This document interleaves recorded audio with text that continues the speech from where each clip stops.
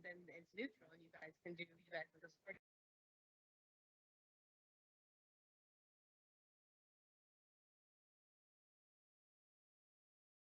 Okay, ladies and gentlemen, we're about to get started. If we can find our seats and please silence our cell phones like I am doing now.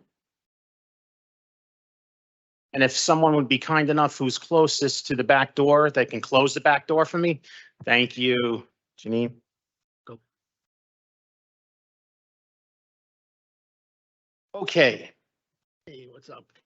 Good evening, everyone. We are on the record. Today is Wednesday, the 10th day of May in the year 2023. This is a regular meeting of the Jersey City Municipal Council. We had a scheduled 6 p.m. start. The clock on my cell phone is showing 6:05 p.m. Then we have a roll call for the commencement of this meeting. Councilperson Ridley. Councilperson Prinzary. Here. Councilperson Baggiano. Yeah. Councilperson Saleh is not here yet. Okay, Councilperson Solomon. Here. Councilperson Gilmore. Present. Councilperson DeGise. Here. Councilperson Rivera. Here. And Council President Waterman. Here. We have 8 council members in attendance at 6:05 p.m. May we kindly rise for a moment of silence, please.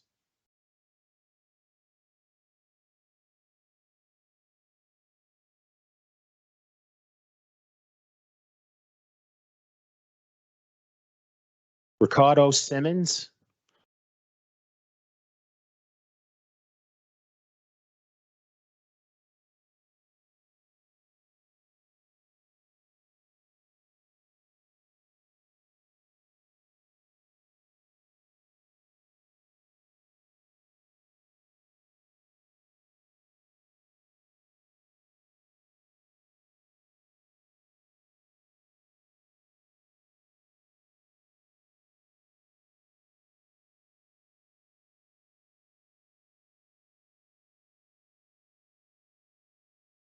Thank you very much. On behalf of Council President Waterman, in accordance with the New Jersey Public Laws of 1975, Chapter 231, the Open Public Meetings Act, excuse me, also known as the Sunshine Law, adequate notice of this meeting has been provided by the posting on the bulletin board of the first floor of City Hall. The annual notice, which is the schedule of meetings and caucuses of the Municipal Council for the calendar year 2023, and filed in the office of the City Clerk on Thursday, December 15th, 2022.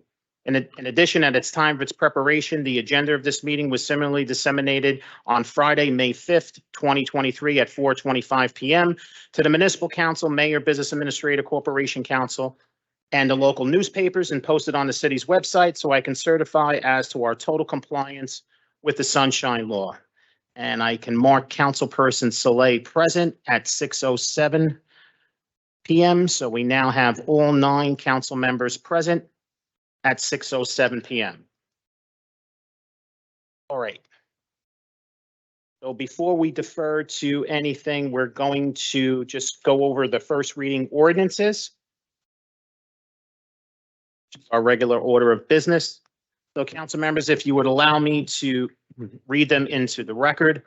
First reading ordinance is item 3.1, City Ordinance 23-040 is an ordinance authorizing an emergency appropriation as per NJSA 40A:4-53. 3.2, City Ordinance 23-041, I believe is being withdrawn. I just want the business administrator to confirm. Yep. Thank you, Sean. We're going to withdraw this item. I think we have decent framework for potential changes, but the administration wants to work with the council, maybe a subcommittee or whatever we distinguish, to take another look at it, maybe expand it or rescope it a little bit. So we will bring it back with. I'm just saying, you want to create another Airbnb committee? Is that? With the same members. Another ad hoc committee, but certainly. No, maybe a working group. Can we? I know. Yeah. I'm using based on the, That. Yeah. we get another statue one too, you know? However we decide to label it. I'm getting heart palpitations. Okay.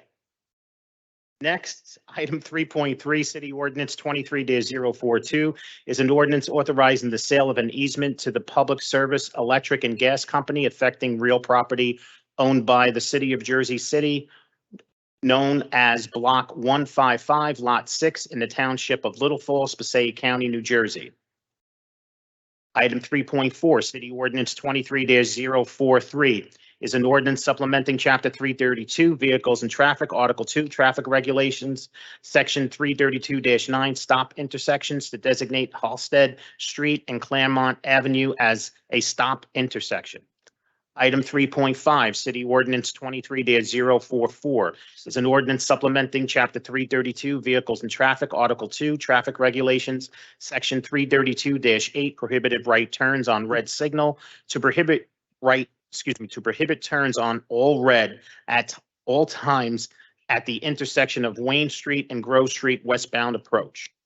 Item 3.6, City Ordinance 23-045 is an ordinance of the Municipal Council of the City of Jersey City adopting amendments to Chapter 37 Immigrant Affairs Commission. So, council members, just to update everyone, John McKinney of the Law Department had to update the ordinance just to make sure that anything that said committee was changed to commission. And I think there was one line that was stricken out of the ordinance. Sean, I thought it was changing commission to committee. Yes. Okay, so I have it wrong here on the agenda. So we're changing commission to committee. I had it backwards. I apologize. Corporation Counsel, you can confirm that, correct? That is correct, yes. Okay, thank you. And last but not least, item 3.7, City Ordinance 23-046 is an ordinance authorizing the transfer of Longwood Dam located at tax lot 1 in tax block 353.0.01, formerly known as tax lot PO 1 in tax block 339 on the official tax map of the Township of Jefferson, Morris County to the Jersey City Municipal Utilities Authority. Okay, council members, I'm going to be taking a vote on items 3.1 through 3.7 with the exception of 3.2, which has been withdrawn. Councilperson Ridley. Aye for introduction. Councilperson Prinzary. Introduction. Councilperson Baggiano. Aye. Councilperson Saleh. Aye. Councilperson Solomon. I'm gonna vote no on 3.1 and aye on all the rest. No on 3.1 and aye on all the rest. Got it. Councilperson Gilmore. Aye for introduction. Councilperson DeGise. For introduction. Councilperson Rivera. Aye. And Council President Waterman. For introduction. Okay, if I can just recap, item 3.1 is introduced 8-1 with Councilperson Solomon voting no, and items 3.3 through 3.7 are introduced unanimously 9-0. And item 3.2 has been withdrawn. Okay. So with that being said, before we move on to our second reading ordinances, I believe we're going to have a compound motion to defer to two resolutions that are on your printed agenda. First resolution is 10.5, Resolution 23-328 is a resolution commemorating Joyce Davison on the occasion of her being recognized as Senior of the Year. And item 10.7, City Ordinance 23-330 is a resolution awarding and recognizing Jersey City School Traffic Guard Samuel Ortiz for his continued dedication to protect constituents of the Ward F community. Council members, may I have a motion? Motion made by Councilperson Rivera Second. and seconded by Councilperson Saleh to defer to resolutions 23-328 and 23-330, which is items 10.5 and 10.7. On the motion, Councilperson Ridley. Aye. Councilperson Prinzary. Aye. Councilperson Baggiano. Aye. Councilperson Saleh. Aye. Councilperson Solomon. Aye. Councilperson Gilmore. Aye. Councilperson DeGise. Councilperson Rivera. Aye. Council President Waterman. Aye. Motion carries unanimously 9-0 to defer to 10.5 and 10.7. Council President, do we have someone who's going to read the resolutions into the record? Yes, Ward 10, Okay, we're going to start with 10.5. Councilman Solomon. Alrighty, you want me to read the full resolution, Sean, or just the title? Yes. Full resolution? Well, if you want. Yeah. It's up to you. Yeah, sure. So we have 10.5, a resolution commemorating Joyce Davison on the occasion of her being recognized as the Senior of the Year. Whereas for the accomplishments below, the mayor and the Department of Health and Human Services of the city of Jersey City have named Joyce Davison as Senior of the Year. And whereas in 1995, Joyce Davison established the Grace Senior Center for Healthy Living and assumed her responsibilities as its project manager. Whereas Joyce Davison's Grace Seniors operates year-round, Monday through Friday, 8:30 to 12:30, featuring socialization, fun, exercise activities, and food, plus concerts and exhibits in the evening hours. Whereas Joyce Davison is also instrumental in developing and is still actively participating in the Grace Center for Active Living, which has a senior lunch site, activities for seniors, and a homeless program. And whereas Joyce Davidson is further involved with the Breakfast Plus program, the Triangle Park Community Center, and the rehabilitation of Ferris Triangle Park. And whereas Joyce Davison is also on the board of the Barrow Mansion, a member of Jersey City Together and the Jersey City Parks Coalition, and a supporter of the Friends of Liberty State Park. And whereas Joyce Davison is a resident of downtown Jersey City, Ward E, and a former staff person for the city's Department of Health and Human Services. And whereas Joyce Davison's previous employment includes being a teacher at an elementary school and 4 college courses, a workshop leader in conflict resolution and problem solving, employed in the area of computer services, a director in after-school programs, and a wife and a mother. And whereas Joyce Davison received a master's degree from Rutgers University and a PhD from the University of West Indies in Kingston, Jamaica, where she was the first and I believe only woman from Jamaica to cross the finish line in the Cross Harbor Swim. Whereas Joyce, right? And whereas Joyce is a widow with 4 children, Steve Davison in attendance tonight, Wendy Stanton, Edward Leonard, and Michael Davison, and 4 grandchildren, Jessica Leonard, Christina Stanton, Amanda Stanton, and Chuck Nessel. And whereas Joyce, in addition to the Senior of the Year, has been awarded the Jersey Journal Everyday Hero, Selfless Seniors category in 2003, and the Women of Action presented by Councilman Junior Maldonado. And whereas Joyce Davison is well known in Jersey City for her perseverance and dedication to helping seniors and relentlessness in successfully advocating for their interests of the Jersey City senior population, now therefore be it resolved that the City Council of the City of Jersey City, that Joyce Davison be recognized for her lengthy and continued service to the senior residents of Jersey City and celebrated as the city's Senior of the Year.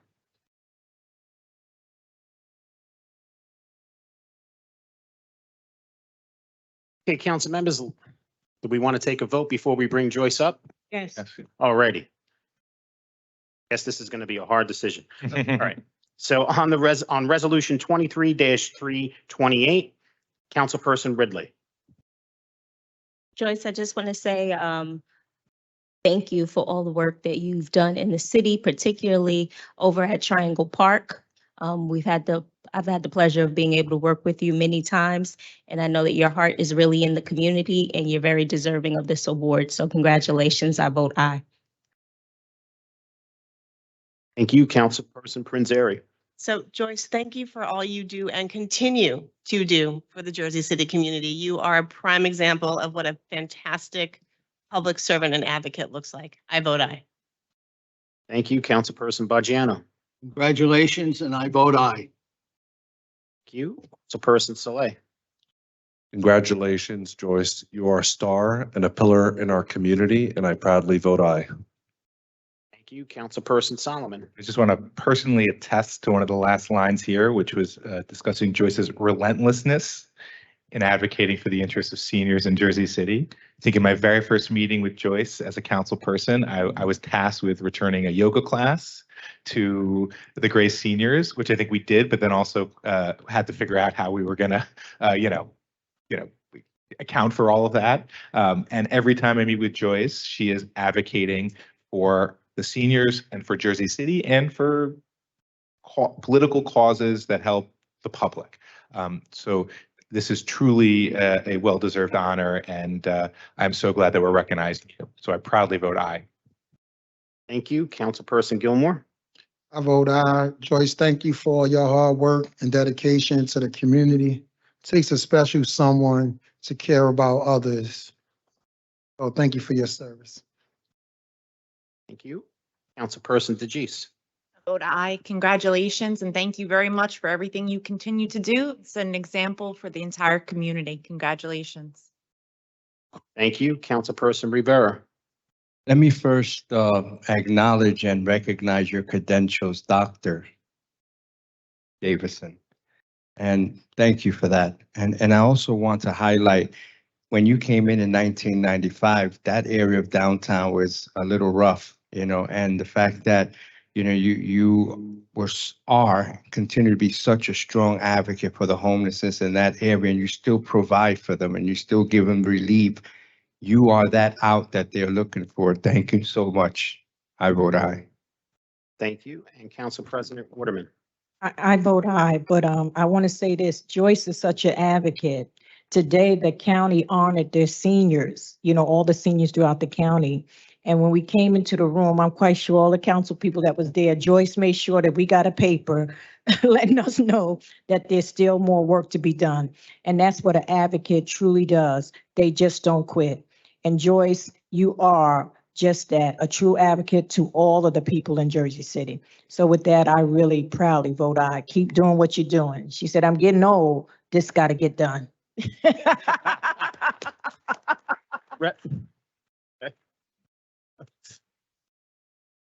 I wanted to recap the vote before we did that, but okay.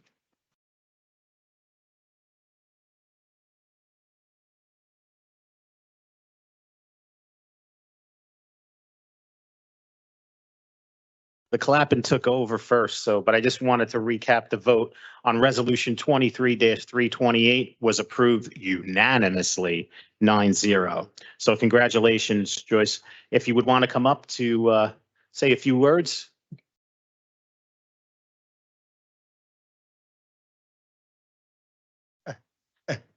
If you could just bring the mic up, Joyce. I'm sorry. Oh, I don't feel I'm done. And I have a number of things that I just would like to emphasize with the council. And now I have to put my glasses on. Okay. Number one is we need to do more for the down and out people, because rather than just feeding them. Mhm. Because over the years, we've done a lot of feeding, but then what? How do we help people learn to thrive? The second thing I had was with our work in Triangle Park Community Center over Ridley's Ward,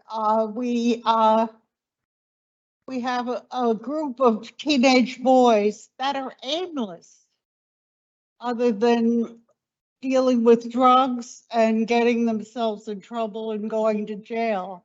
And I really feel we have to do more to find places for young men, especially, I hate to say young men especially, to spend some time as if they were at a kitchen table where they could get advice and talk to people and recreate and get together with other people. And I know some powers that be are trying to get a big, huge stuff in Liberty State Park, but we don't need it in Liberty State Park. We need it in the neighborhoods. Okay. Number three was supplementing the police squads that are called on mental health issues, social workers. Now, you all voted for that, but it's never been funded. So when are we going to get the social workers or somebody besides just the police department who aren't really trained to deal with mental health issues? And I don't think we should expect them to do that. But you voted for it and you support it, so why aren't we funding it? Number four was the tree mantle. Well, somehow we've had an awful time keeping forester in the Parks Department. There seems to be some kind of confusion about who is responsible for trimming the trees and doing it. And originally, when I came here, the tree mantle was 30%, and it's now down to 10%. What are we doing? Are we destroying trees? I think that's a big problem. Number 5 was, well, keeping Liberty State Park green. And as far as I know, most of you support that. And not allowing any large public works to come into, large private enterprise to come into Liberty State Park. And number 6 is, oh, well, the property taxes for seniors. I do work with seniors, and a lot of seniors have been suffering because they've a straight income. And with the property taxes getting out of hand, as far as they're concerned, they've had to move out. And they can't find reasonable, affordable housing. Sometimes what we seem to be calling affordable housing is nowhere near where the seniors can deal with it. So I think those are my issues, and that's my bucket list for things that need to be done. That's about it. Thank you, Hey, Joyce. Joyce, in here. Let me come give this to you. Thank you, Joan. Thank you, Joan. Joyce, on behalf of the whole city, I want to thank you for everything you've done. Between my husband and I, we've worked with you for 50 years. Normally you get flowers, but I'm allergic to flowers and I just got out of the hospital. Yeah. So we have a gift bag of all sorts of Jersey City goodies and a gift card for Dunkin' Donuts. But thank you for all you do for seniors. She makes sure we do our job. Yes, she does. Thank you.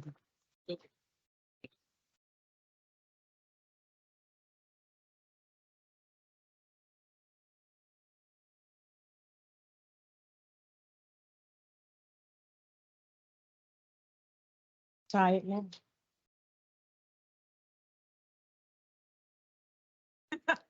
It's a bucket list.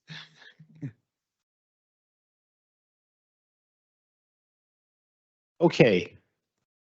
And for our next resolution, item 10.7, resolution 23-330, I believe we have Councilperson Gilmore reading that into the record. Yes. Okay, item 10.7, resolution 23-330, awarded to Samuel Ortiz, whereas Samuel Ortiz was born and raised in Park Slope, Brooklyn, and worked for the New York Police Department for 15 years, being a Jersey City resident since 2014. And whereas Samuel Ortiz moved to Jersey City to work as a crossing guard in response to hearing about the city's crossing guard shortage, and has been crossing guard since November of 2022. And whereas Samuel Ortiz's primary objective as a public employee is to gain the support and cooperation of the public to be worthy of their trust within the community. And whereas Samuel Ortiz is assigned in stations by Julia A. Barnes Elementary School, PS 12, on a corner of Astor Place and Monticello to control or direct vehicular and pedestrian traffic during school session upon necessary whenever it is deemed to be the best interest of the public safety. And whereas Samuel Ortiz acted in response to a 4-alarm fire that occurred on Monticello Ave near his Jersey City crossing guard post, notified his supervisor for instructions, called 911, notified all businesses, secured the perimeter, secured the area for all pedestrians, had full traffic control for emergency vehicles, ensured no lives were lost or injured during the course of the fire while waiting for emergency responders. notified nearby school staff and security, informed all residents on his station post to evacuate the area and remain calm and conduct crowd control by advising them the safety and evacuation precautions to prevent any interference with emergency personnel. And now therefore be it resolved on May 10th of 2023, the Jersey City Municipal Council hereby awards his citation to Samuel Ortiz for his continued dedication to protecting constituents of the Ward F community.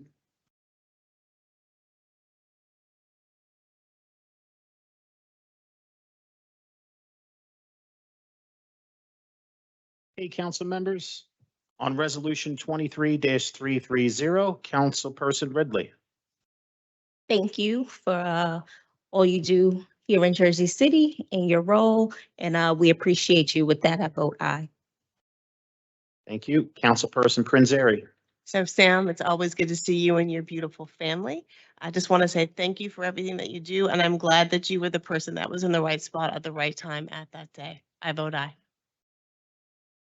Thank you, Councilperson Bajano. Congratulations, and you're a great asset to Jersey City. Thank you. Your vote? Aye. Thank you. Councilperson Saleh. Not all heroes wear capes, and you are living proof of that. You have a high vis vest and a stop sign, and you are literally one of the most extraordinary individuals, and it's a pleasure to be face to face with you. I vote aye. Batman. Basically. Hey, I thought that was my title. All right. Never mind. Councilperson Solomon. Thank you so much for everything you do for Jersey City. I proudly vote aye. Thank you. Councilperson Gilmore. Sam, I just want to really thank you for everything. You're like one of the most organized individual in public safety I've seen. You have your cones out there. You're there early every single day. You pay attention to detail. You're just always on point, and we really appreciate it. Appreciate that in the community. There's one thing to do a job to get paid for, that you get paid for, but it's another thing to go above and beyond continuously and effortlessly. So thank you so much for all that you do. And it's because of you, more buildings didn't get burnt, and thankfully we didn't lose anybody. So thank you, young fella. We appreciate you. Oh, I vote aye, excuse me. As you can see, we try to have a little fun up here. Councilperson DeGise. Vote aye. Thank you very much for everything you do. It is not an easy job at all, but you're responsible for helping to educate so many children and getting them to school safely and getting our community around safely as well. I cannot thank you enough. Congratulations. Thank you. Councilperson Rivera. Sam, I don't think you realize what you did that day. You know, that day I responded to that fire, that fall-on fire. I was there. And when I got to that scene, I mean, that scene was clear and ready for the apparatuses to come in and tackle that fire. Lives were saved. Thank you. Buildings were saved. Thank you. Keep up the great work. Very proud of you. I definitely vote aye. Thank you. Thank you. And Council President Waterman. Sam, I want to say thank you. You're a caring person. It takes a person who really cares about a community to sacrifice their life. And based on your credentials, being a police officer, and when you saw the shortage of, children need someone to help them cross the street to get to the school safe and come back, it says a lot about your character. Your family should be proud of you. You are such an example to so many of us, to be perfectly honest. And it's an honor for me to vote yes, because we need more people like you in Jersey City that's willing to give back like you have and to be an example for the next generation. God bless you, you and your family. I vote aye.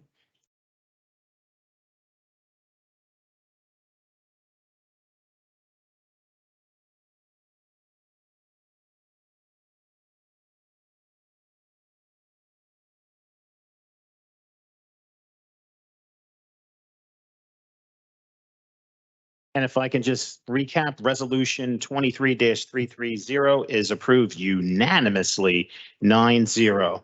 Sam, would you like to come up and say a few words to the council? No pressure. I'm a little shy. It's okay. You got this. All right, so can't thank enough for my kids, my wife, and my children. Showed a great example of what we do to serve Jersey City, coming from New York City, and been 10-year resident of Jersey City. And I decided to have my wife join the school traffic guard 5 years ago. And I see the contract that I liked, and I decided to come aboard, see what I can do to help Jersey City. And the family behind me, or the two families that lives upstairs. And I know that they were home at the time during the fire, and as my course of action, I was able to to evacuate them just in time for any further injuries or any further property damages. And I was able to resolve that matter under 8 minutes before the fire department arrived. And all they have to do is put out the fire, and I just carry on my day and continue to serve. Amen. Sam? Sam? Sam? Can I just ask you, what precinct were you in New York City?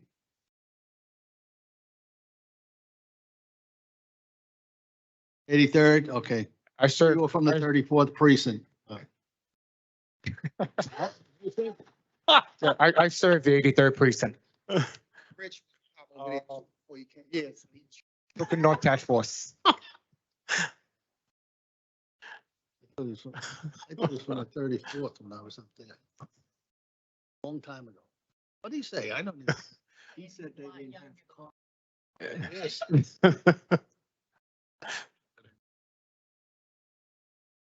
Councilman Baggiano was only trying to say that he served in New York as well.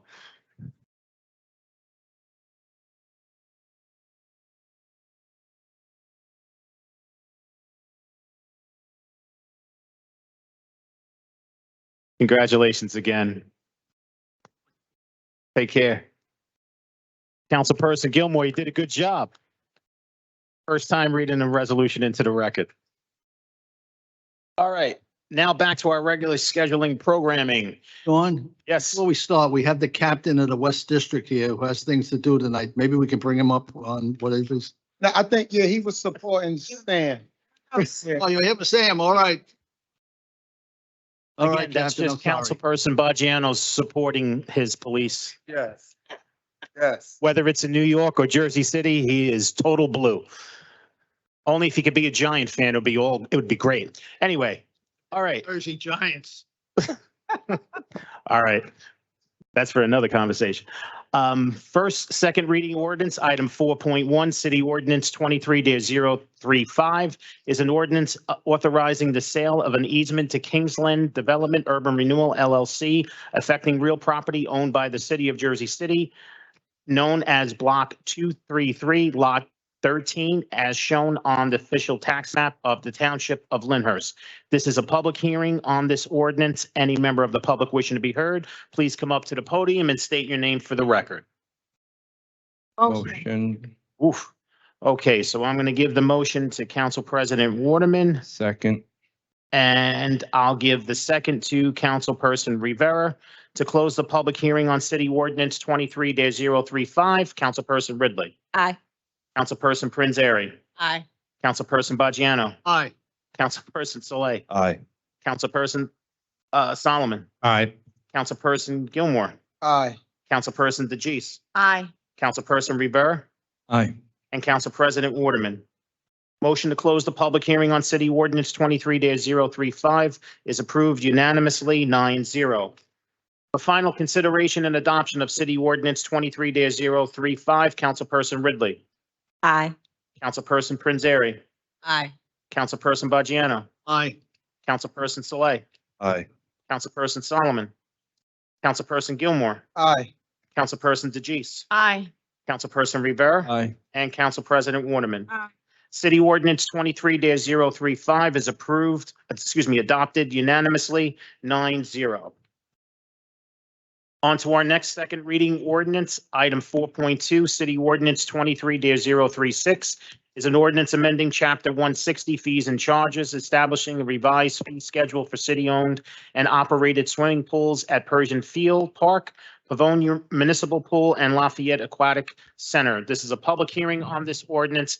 Any member of the public wishing to be heard, please come up to the podium and state your name for the record. Laverne Webb, Washington. Are we going through with charging for these pools or not?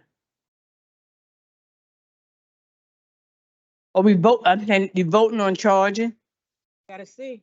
Everybody has to. You know, this is a disgrace to Jersey City for the simple reason we got 3 pools in the whole city. 2 pools are in the Heights. 1 pool finally down in Bergen Lafayette.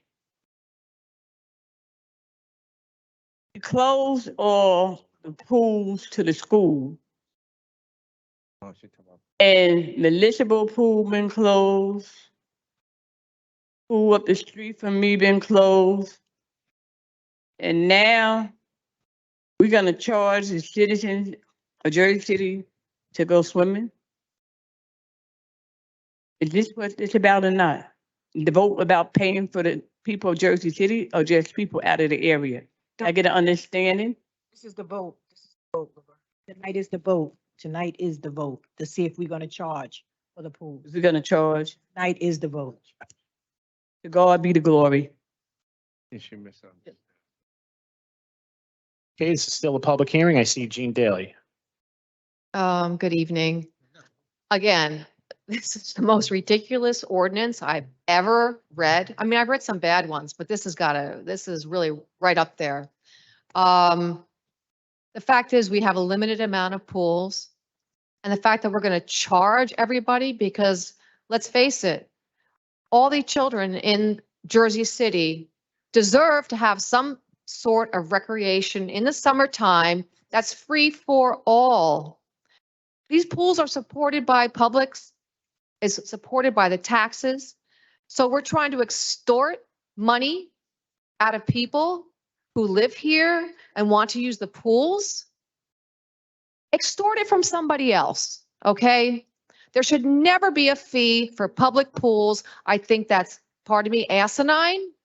I think it's greedy and extremely unfortunate that you're going to try to hijack and, like I said, extortion. That's what I see it as. It's unfair.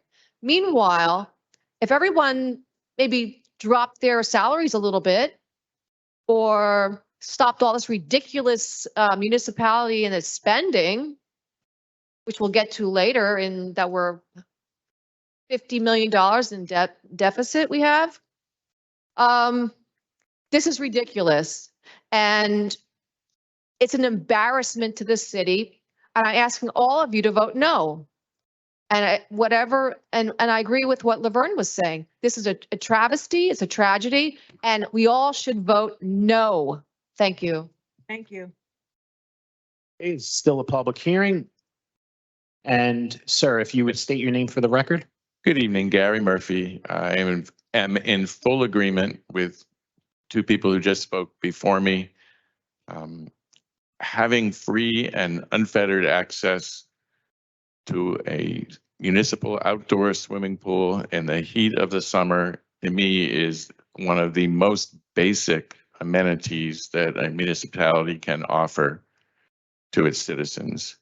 And the thought that you're going to take this away by charging what I heard some folks who were here last time describe this as a nominal fee. Trust me, as someone that spent most of my career working in the Jersey City public schools, there are kids. Yeah, maybe they won't be excluded entirely for the entire summer. Yeah, but maybe kids who last summer were there every day or 4 days a week. Summer after next, or whenever you decide to go down this path, you know, their opportunities to go will be much more limited. It's just such a terrible idea. Councilman Gilmore, I absolutely share your skepticism that you voiced at the caucus the other night, that this is somehow about hordes of out-of-towners coming in to take over our pools. I would love to see one table, one chart, one pie chart of data to support that assertion. I don't buy it one bit, and I urge all of you to also reject this ordinance. Thank you. Thank you. This is still a public hearing. And I see Erica Walker. Greetings, council. I speak in front of you today because this issue is near and dear to my heart. I am born and raised in Jersey City, and I can attest to how important access to pools are, especially for our community, especially for my community, my neighborhood. We already have this fear of water. We already have this fear of not belonging, this fear that, things aren't for us. If we put a charge on pools, you're telling our children that it's not for them, no matter what the intentions are after today's vote to find the money. I think there should be intentions prior to initiatives like this to find the money before assessing a fee. I've seen us move money out of recreation.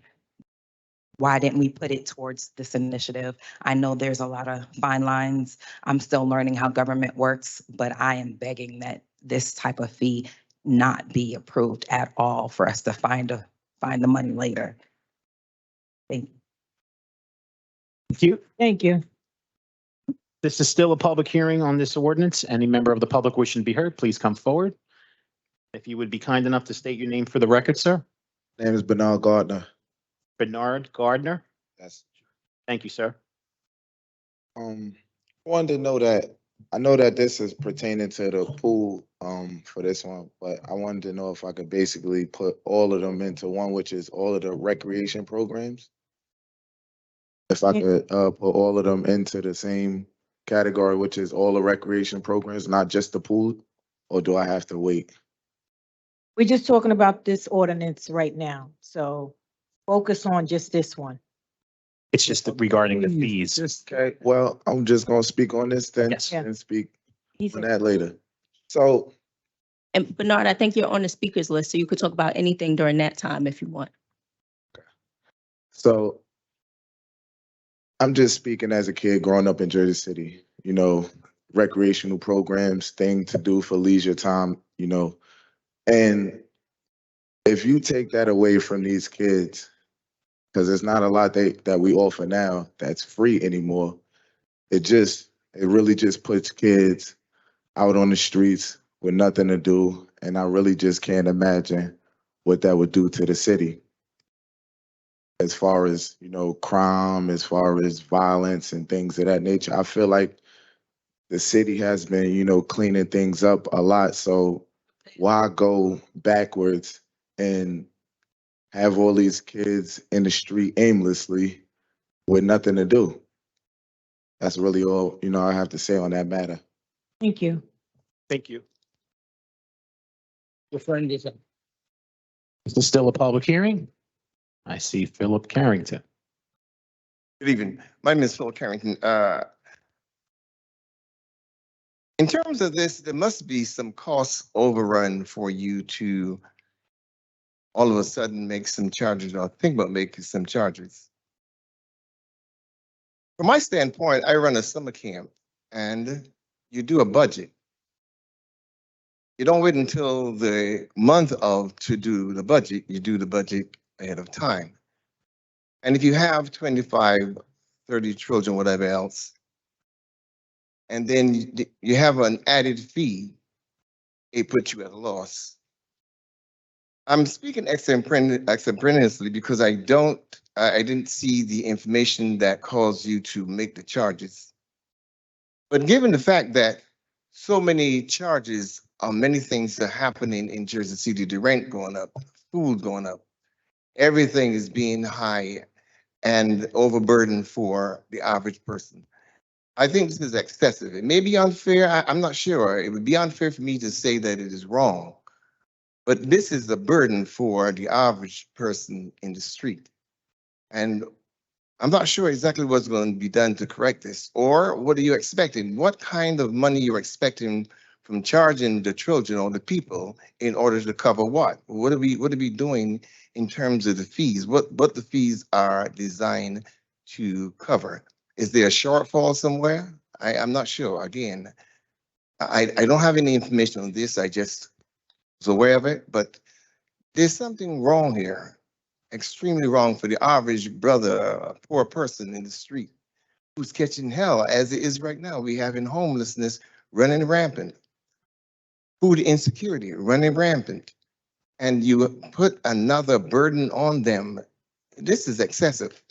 But again, there might be a reason. I don't know the reason, but whatever the reason is, this is really, really hard. And again, for a person that run a camp, if you take 25, even if you charge them $5, it is still an extra cost that was not in the budget. So what do you do? So lastly, what I think should have been done, so many people have tax abatement, and to these real estate people to chip in if there's a shortfall. Again, I'm not sure what is the purpose, but a whole lot of people getting tax abatement, a whole lot of people building all kinds of buildings. There is money could come from somewhere. It does not have to come from the poor person. Good night. Thank you, Phil. Is it still a public hearing on this ordinance? Any member of the public still wishing to be heard, please come up to the podium and state your name for the record. Motion. Second. So I have a motion by Councilperson Rivera to close the public hearing on City Ordinance 23-036 and a second by Councilperson Saleh. On the motion to close the public hearing on City Ordinance 23-036, Councilperson Ridley. Aye. Councilperson Prinzary. Aye. Councilperson Baggiano. Aye. Councilperson Saleh. Aye. Councilperson Solomon. Aye. Councilperson Gilmore. Aye. Councilperson DeGise. Councilperson Rivera. Aye. And Council President Waterman. Aye, but before we take the vote, Sean, I have the Director of Recreation here. I would like her to come and explain what this is all about. Okay, if I can just recap the vote on the public hearing, and then we'll bring the director right up. So the motion to close the public hearing on City Ordinance 23-036 is approved unanimously 9-0. Director? Cinda McLaughlin. President, Good Council, evening. and members of the public who are here. Yeah, they can hear. Council President, do you want me just to speak, or is there something specific that you'd like me to know? Explain to the public why you had to come to this conclusion of increasing fees. Absolutely. So they can So, understand it. Our constituents, my neighbors, where I live. Okay. As Talk often, in the mic, just face us, they can hear. you got it, thank you. As often as I sit in this room and hear stories of the things that we have lost as a city, it breaks my heart as well. I go to other cities and I see recreation centers. I see multiple pools. I recognize those things and I want to make sure that we maintain and keep the facilities that we have. And someday I'm not standing in front of you as council members because the budget no longer supports the facilities that we have. So when it came time, when we realized and were notified by the State Department of Environmental Protection that we as a city were not doing the right thing by closing the 2 outdoor pools to the public, I came to council to say, hey, we have these pools. We have a lot of financial costs at these pools. There's a lot to staff. There's a lot chemical wise. There's a lot of maintenance. And what I will not allow to happen under my watch is our pools to fall into disrepair. The Harmon Street pool, I wasn't around for the glory days of Harmon Street or for the closure. Sure. But I imagine at some point, somebody stood before the council members at that time and said, we can't afford this. Right? And I wasn't here for that. So I am trying to do my due diligence as a director for this city with a fiscal responsibility to the budget that is allocated to my department to spend those dollars responsibly. And I can continue to spend those dollars responsibly if I know that there is a source of income that is not going to go away and will continue to support the pools. So that is where the intention came from, Council President, council members. We are all sitting in this room listening to the financial challenges. Costs across are going up the board everywhere. I understand that. I'm a mom, I'm a taxpayer, I'm all of those things. And I am responsible for our recreational facilities and our recreational programs, and I will not allow them to disappear while I am in charge of this department. And as part of that measure, I came before council to say, hey, here we are, right? We have pools that are operating. We have no longer the ability to restrict them to out-of-towners. And we have a fee structure that is in existence in one pool that operates indoors all year round, for sure. Don't yell out. Come on. And so I came before you to say, what do we want to do? Do we want to extend that fee structure to the outdoor pools? And I say that because it's a fiscally responsible action I submit for recreation and youth development to ask council for, so that our constituents still have these programs and offerings at the pool. Everyone is correct. Aquatics, water access is exceptionally important in an urban environment. It's exceptionally important in a culturally diverse area, and the most culturally diverse area in the country. We're it, right? We have to continue to provide these opportunities, not because we want to, because we want to, and because it's the right thing, and because it is essential. It's essential. We are essential workers in recreation. Cops, essential, right? Nurses, doctors, essential. I submit to you that recreation is essential as well. And we need to have a leg to stand on when it comes to how are we supporting our facilities.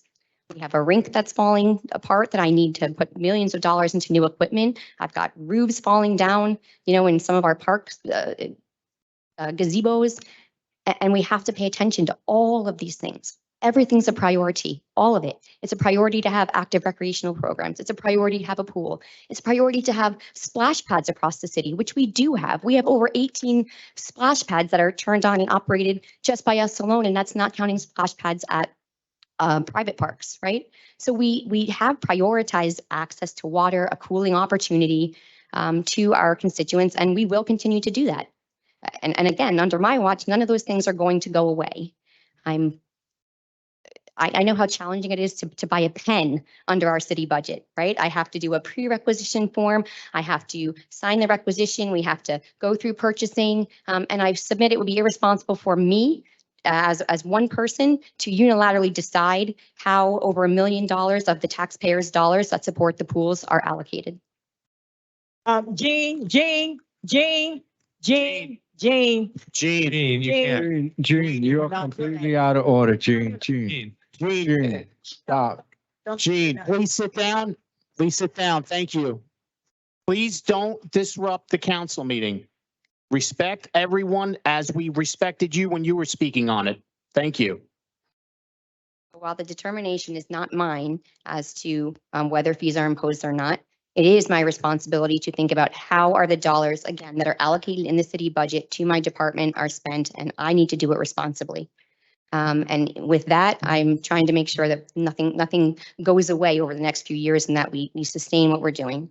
I don't want any entrance fee to prohibit someone's access to the pool. Of course, I don't want that, which is why I said to council, I say to the public, we have a fee structure that exists at Pershing Pool. It has existed for over 20 years there, the same way. So should council deem it appropriate to extend a fee structure for entry into our outdoor pools similarly to what we have at our indoor pool, then I submit it should be the same as already exists at the one pool.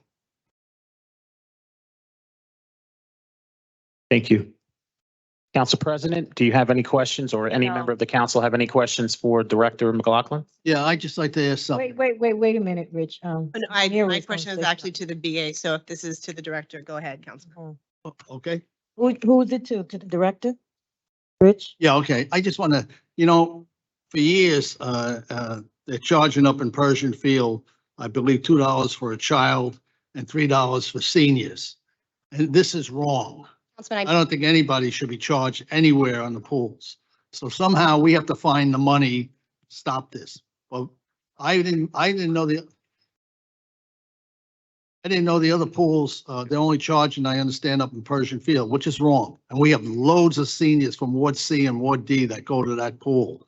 And that's a shame. So. Yeah, I just think that, I understand the argument on the surface, but as I unpack things, I just can't help but look at the fact that, it's just not clearly thought out, right? There's different census tract. The average median income is different, right? There's a lot that take into consideration But for some people, the fee is not that big, right? But what do you tell a child who have 4 or 5 siblings and a mother work paycheck to paycheck and they're struggling just to survive? Forget about recreational activities. They're struggling to survive. Councilman, I think every dollar is every dollar earned. I know where all my pennies go, and I imagine everyone in this room does as well. I don't want to argue with the Correct. councilors. I don't I don't want to go back and public. forth either. I, as a director, was asked to think about the operations that we have and how can I make efforts to assure that our operations continue without disruption. And this is something that is proposed. But I mean, we're not gonna go back and forth and but that's like, we need dialogue. We can't pass something and negotiate on terms after it's passed, right? All of that stuff have to be done in the beginning. We can't say, oh, we'll vote on this and let's amend it or revamp it and do all that. Why not build a strong foundation? We ain't got to keep repairing the house if we build a strong foundation from the beginning. What I want to That's say. what the issue is.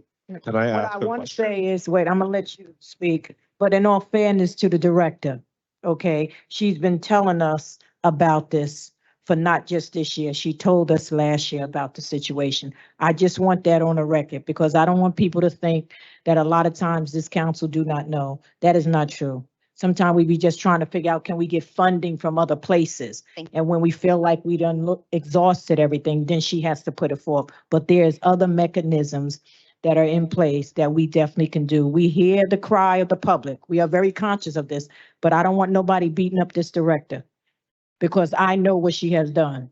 All right? That I do know. So Councilman Saleh has something to add. Could this be done? Director. Corporation Council, would it be a significant amendment for us to remove the child fees from the ordinance, or would it have to go back to first reading? I don't think that would not be substantial if obviously if the council has the appetite for that. Would that be, and I know you've looked at the issue more, is there? Councilman Boggiano, the fees as they exist at Pershing, which I did not put in place, but the fees that exist at Pershing, it's $1 for a senior and $2 for a youth, just to put that out there because I think you switched it around a moment ago. If you're asking me number wise, if I think that would be acceptable, I don't have a problem with that. Again, I've been thinking about this for quite some time, and it's not a popular thing to try to think about solvency, right? But should council determine that access to pools for young people in this city is important enough that there should be no fee, I mean, I would certainly as an individual support that. Okay. Because you would not be imposing a burden, you'd be removing a burden. I think there would not be an issue with substantial change here. So I would like to motion to. Is there anything you want to add, Mira? Because I see. I just want to make. My question was actually to the BA. I just want to confirm that for this year, the Health and Human Services Department was able to cover the cost of fees for our pools with the ELFI grant. To the director or to the BA, whoever is more appropriate to speak on. So we have been working with the Health and Human Services on a grant that they do have, and we are going to be able this calendar year to cover a $168,000, I think $350 is my brain without a piece of paper in front of me, in wages for aquatic staff. So yes, we are already ahead $168,000 from where we were a week ago. Okay. Okay. And council, just for financial background, we can't anticipate a revenue before it's approved. So you won't see that item in this introduced budget. It would be for next year anyway. Correct. Understood. So go ahead. I'd like to make a motion to amend the ordinance to remove on page, let's see, 2 of 5, the Jersey City residents child ages 0 to 17, and also non-residents child ages 0 to 17 to remove the fee for them. And for Jersey City residents on page 3 of 5 for the Lafayette Aquatic Center to remove the charge for child ages 0 to 17 and also non-resident child's ages 0 to 17. I'll second that motion. Also, I just want to be clear that this is the children. You know, we're striking the kids out of the charging aspect, but the adults still have to pay. We just have to be clear on that. So it doesn't come back as a surprise and we'll have 30 people here stating that that's not fair. Children will not pay. It will be for free, and adults, one more time, adults pay. Okay, so there's a motion to amend ordinance 23-036 to remove fees for children. Yes. Motion was made by Councilperson Saleh, seconded by Councilperson Rivera. And this motion, Corporation Council, is a non-substantial change, correct? That is correct. That the several changes throughout would not be substantial, individually or in whole. Okay. Thank you very much. On the motion to amend City Ordinance 23-036 to remove all fees for children, Councilperson Ridley. Aye. Councilperson Prinzary. Aye. Councilperson Bajano. Aye, but seniors should be included also. Councilperson Saleh. Aye. Councilperson Solomon. Aye. Councilperson Gilmore. Aye. Councilperson DeJeece. Aye. Councilperson Rivera. Aye. And Council President Waterman. Aye. Motion to amend City Ordinance 23-036 is approved unanimously 9-0 to remove fees for children.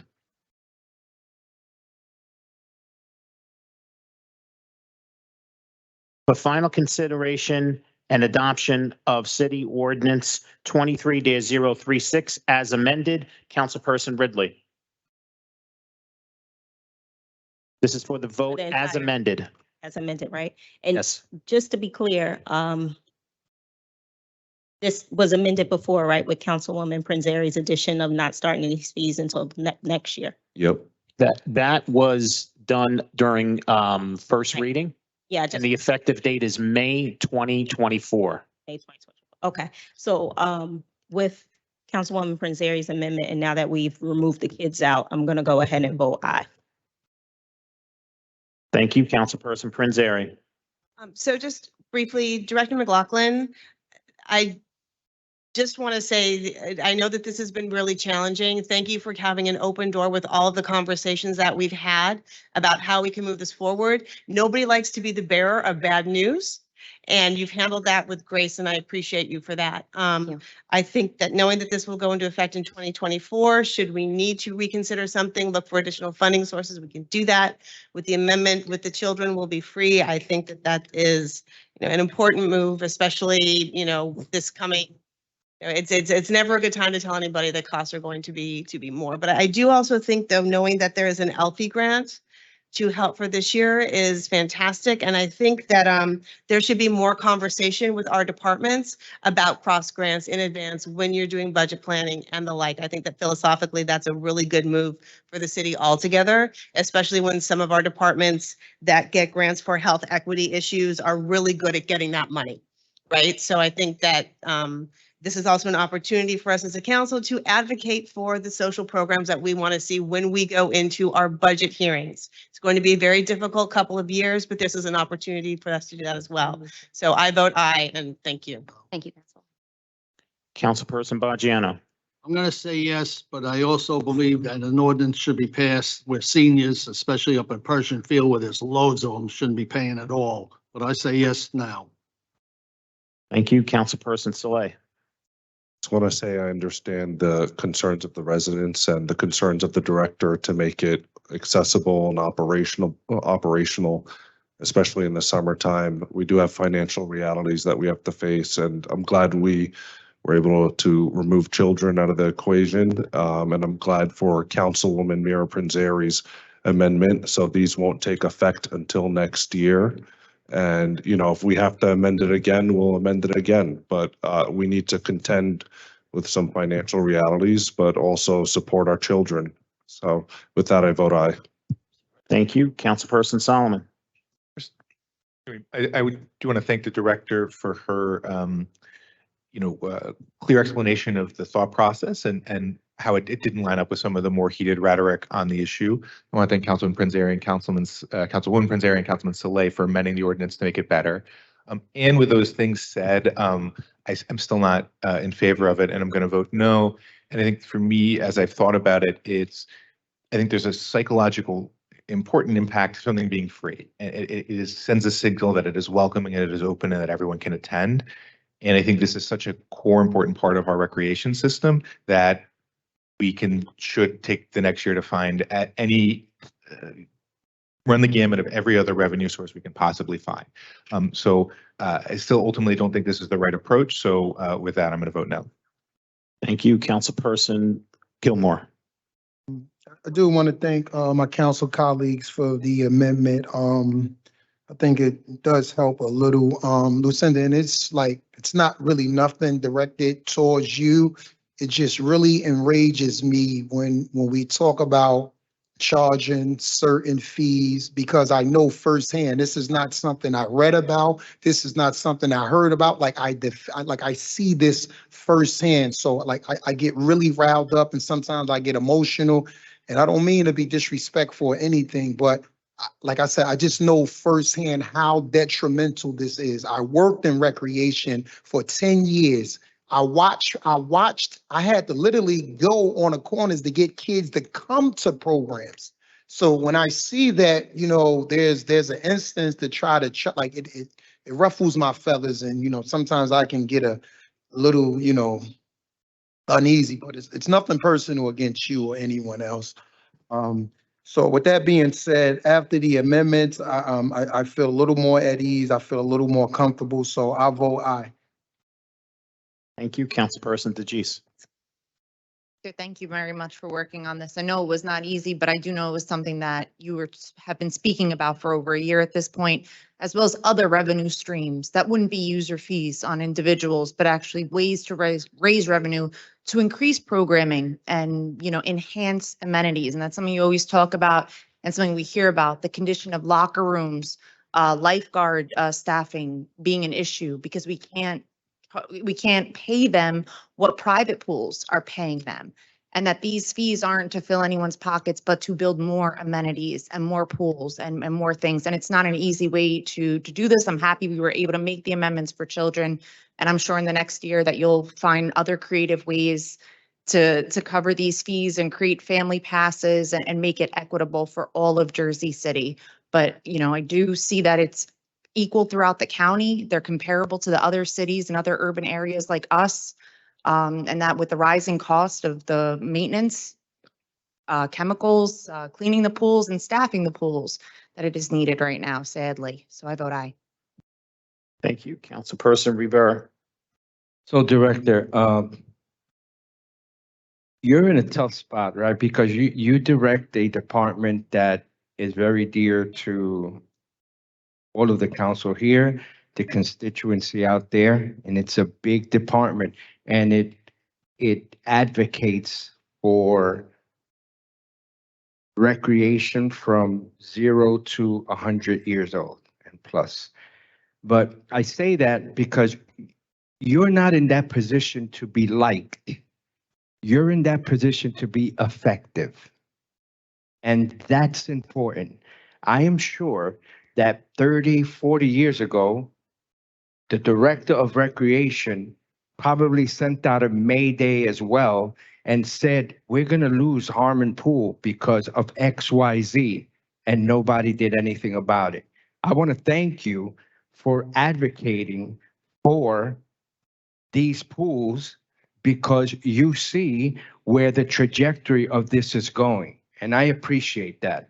I have been involved in recreation, born and raised in Jersey City, but actively involved in recreation 35 plus years. From pool to baseball to football, I've been there. So I know the want of these children and how families that don't have any means rely on recreation from our city, whether it's going to be free, whether it's going to be $1, $2, but free is important. That's why it's important that we made this amendment. But I want to thank you for advocating so much and making it real. I do apologize for certain outbursts that we get, but that's passion that comes within our city council. And again, you're not here to be liked, you're here to be effective, and I appreciate you for that. With that vote, I vote aye. Thank you, Council President Waterman. Director, I want to take this opportunity to thank you. We had numerous conversations about this situation here over a year ago, and we knew something like this was coming. And I know you did your best to try to find additional funds because you know the importance of recreation to a family because you yourself have children. So you're quite clear on what activity, how important activity is. I know with the council here, some of them did their due diligence. They found grants that I want the public to know. We just not just taking this fee, but some of the council went out to find grants to supplement the gap that will be there. Some of the council went beyond that. I know Councilwoman Ridley, she's dealing with, the billboard situation and making sure like the summer camps can be funded. I want the public to know that because anytime we have to increase in a fee, the council do go out to see if we can find other grants to supplement the loss. I want you to know that this is the type of council you have. It's not easy for us to go up on a fee. It's not easy for the directors to even approach us to increase the fee. And because the cost of living is going up throughout the nation, we are trying to figure out how we can find grants to supplement even the programs that we have, because we do not want to lose not one program, because we know the importance of recreation to a family. That is very important for us as a council. So moving forward, hear me well, we do not want to increase, we don't. But we know that there's certain things that is coming that if we don't tighten up our belt, we will lose certain programs. And as a parent myself, but my kids are grown, thank God, you want every program that you can get for your child. And so, Director, I commend you for doing what you do, continue to do what you do. And I don't want nobody beating up on these directors because these directors do approach the council way before time. They do their due diligence. Thank you, Director, for showing up tonight with your kids. Let everybody know you are a mother off hours. Thank you very much. I vote aye. Okay, so City Ordinance 23-036 as amended is adopted 8-1 with Councilperson Solomon voting no. On to our next second reading ordinance, item 4.3, City Ordinance 23-037 is an ordinance supplementing Chapter 332, Vehicles and Traffic, Article 8, Permit Parking, amending Section 332-58, Parking Restrictions in Residential Zones to extend Parking Zone 2 to include Front Street. This is a public hearing on this ordinance. Any member of the public wishing to be heard, please come up to the podium and state your name for the record, please. Motion. Second. Motion to close the public hearing on City Ordinance 23-037 was made by Councilperson Rivera and seconded by Councilperson Saleh. On the motion to close the public hearing on City Ordinance 23-037, Councilperson Ridley. Aye. Councilperson Prinzary. Aye. Councilperson Bajano. Aye. Councilperson Saleh. Aye. Councilperson Solomon. Aye. Councilperson Gilmore. Aye. Councilperson DeGise. Aye. Councilperson Rivera. Aye. And Council President Waterman. Motion carries unanimously 9-0 to close the public hearing on City Ordinance 23-037. The final consideration and adoption of City Ordinance 23-037, Councilperson Ridley. Aye. Councilperson Prinzary. Aye. Councilperson Bajano. Aye. Councilperson Saleh. Aye. Councilperson Solomon. Aye. Councilperson Gilmore. Aye. Councilperson DeGise. Councilperson Rivera. Aye. And Council President Waterman. City Ordinance 23-037 is adopted unanimously 9-0. On to our next second reading ordinance, item 4.4, City Ordinance 23-038 is an ordinance supplementing Chapter 332, Vehicles and Traffic, Article 9, Parking for the Disabled of the Jersey City Code, designating reserved parking space at various locations throughout the city. This is a public hearing on this ordinance. Any member of the public wishing to be heard, please come up to the podium and state your name for the record. Motion. Motion to close the public hearing on City Ordinance 23-038 was made by Councilperson Rivera and seconded by Councilperson Saleh.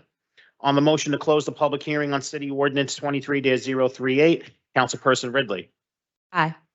Councilperson Prinzary. Aye. Councilperson Bajano. Aye. Councilperson Saleh. Aye.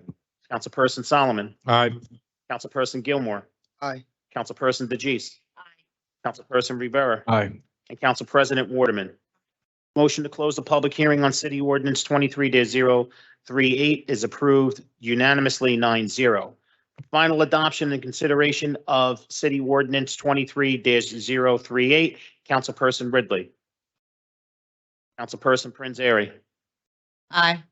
Councilperson Bajano. Councilperson Saleh. Aye. Councilperson Solomon. Aye. Councilperson Gilmore. Aye. Councilperson DeJeece. Aye. Councilperson Rivera. Aye. And Council President Waterman.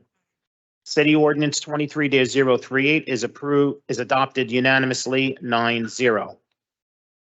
On to our next second reading ordinance, our last second reading ordinance, item 4.5, City Ordinance 23-039 is an ordinance designating newly constructed municipal buildings as 1, 2, 3, and 4 Jackson Square. This is a public hearing on this ordinance. Any member of the public wishing to be heard, please come up to the podium and state your name for the record. Greetings, council. Erica Walker, correct? Erica Walker, yes. Another item that's near and dear to my heart. I moved back to Jersey City with the hopes and intentions to bring economic information to my community and teach them how to create generational wealth and get into business opportunities that can help grow their potential to create generational wealth. And it is so nice to see the Jackson name be recognized and mentioned again. Being that we work in the office of 4 Jackson Square every day, we see these buildings and they currently have quotes from MLK around the building. There's a head, not even a full bust of MLK at the hub.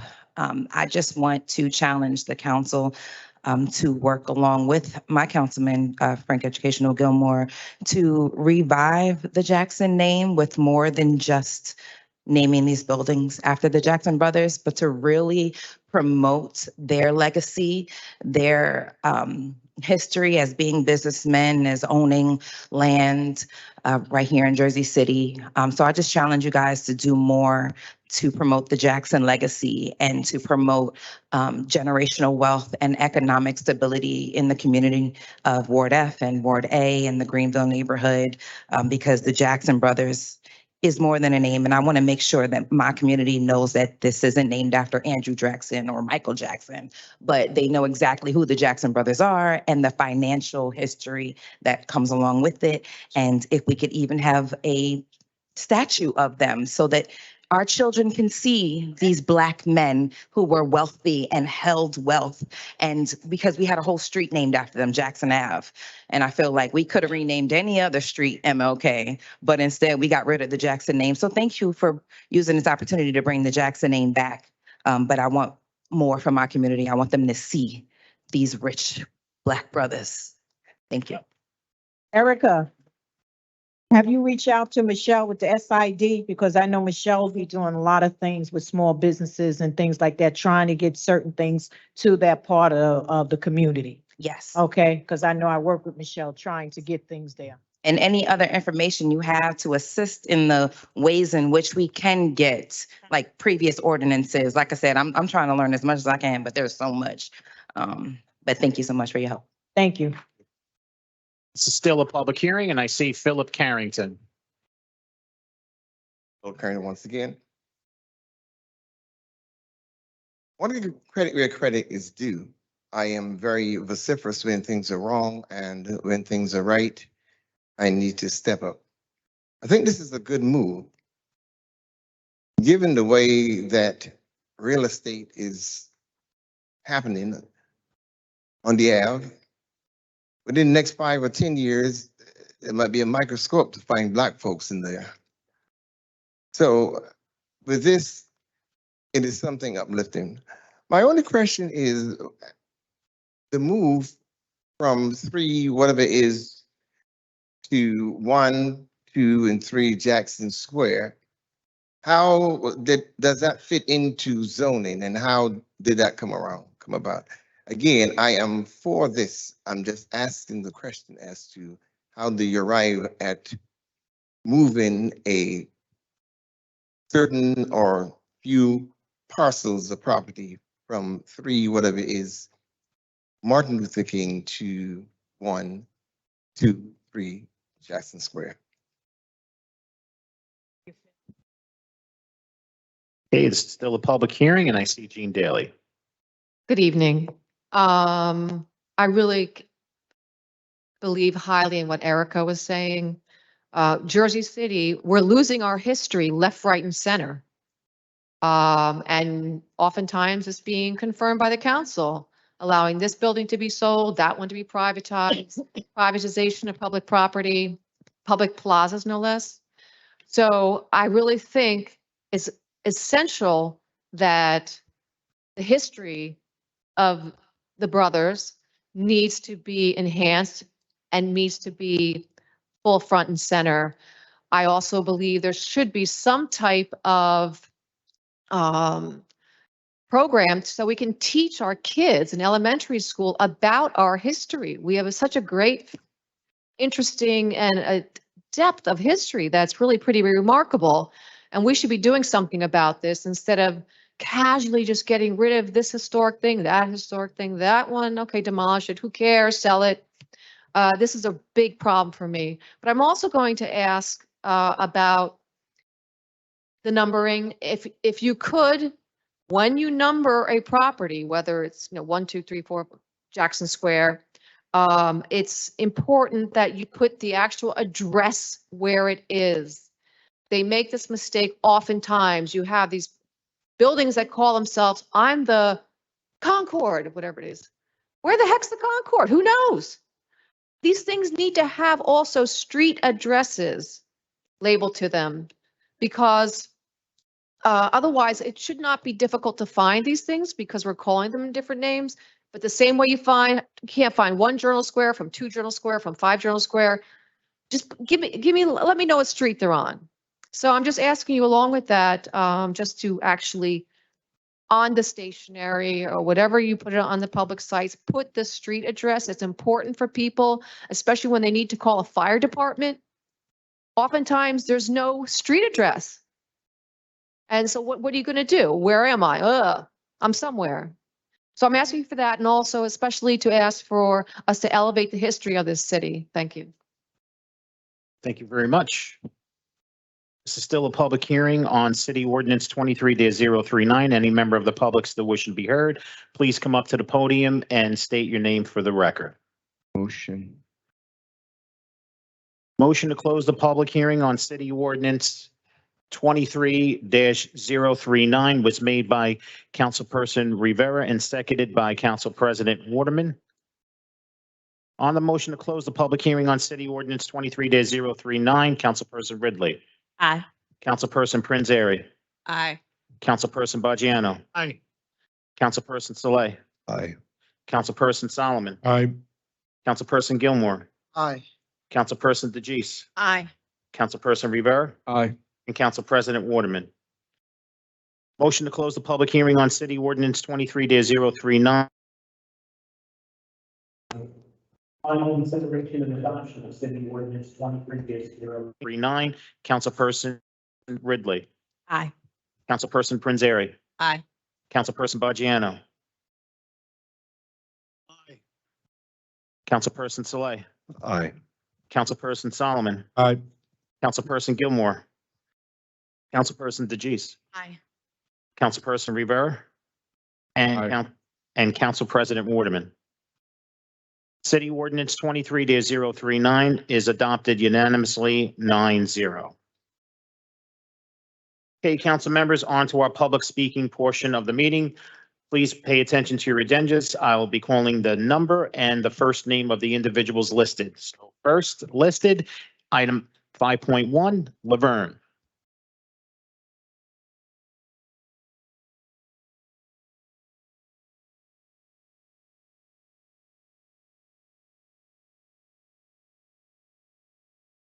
You know something, council? We need to do better homework about the city and look up the history of this city. Because what went on in here is a disgrace. I'll be 75 in a couple more months. I went to public school, 22 swimming pool at 4 years old before I went to school in there. In the summertime, we went to that pool. The boys went in the morning, the girls went in the afternoon. When we left 22 pool, I went up to Harmon Street pool, or I went over there by the Montgomery Street pool, over there by the turnpike. We had pools in this city. Now you ain't got no public school pools. They rent it out. You got a size of another city from that Bergen Hill downtown, and we ain't got no pools. When I had my son 44 years ago, I lived in Washington Towers. I went to Persian Field Pool. I had to show where I lived. They didn't charge me, but you had to live up and down that area to use that pool that long ago. Ain't nothing new. That's why I asked that young man how long he been living up in the Heights. That's the reason why I asked him that last week. We got to do better. I run a summer camp free. I don't get grant money. I work with developers. I work in the city, and I hustle my money to get something back. It ain't about me. When I ride up and down these corners and see my young people standing on corners, I got mothers that can't afford to go to the boys club or here to pay for a camp. We got to do better. Where are these kids gonna go swimming at? Harmon Street Pool is closed not because of money. And council president can tell you this. It was the people in the community about that pool. People would go to that pool and sitting around when it was change for air, all on people's property. We had the post office. Am I right, council president? They sat on people's property because the interest was on Harmon Street side. People got tired of people waiting to go swimming and all over their property. That's why they closed that pool. I begged politicians for 30 years, 20 years. Make the interest on Municipal. Beautiful pool up there, 2 pools went to waste. Open the pool from Municipal. So it wouldn't bother the taxpayers that own them houses on Harmon Street. That's what happened there. We got to do better. Know your history. Thank you. Our next speaker, 5.2, Edward. You're not here. Not here. Thank you. Next speaker, 5.3, Tina. Thank you, Councilman. Next speaker, 5.4, Eliza.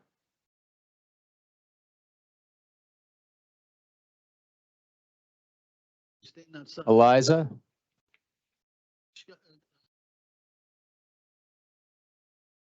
Move on. Eliza, Oh, she don't want to speak. you good? Oh, she's coming. I think it was an error. I was on for last week. We're on the agenda. Yeah, I'm sorry. Oh, okay. Very good. Thank you. Next, 5.5, Stephanie. Thank you. Next, 5.6, Bernard.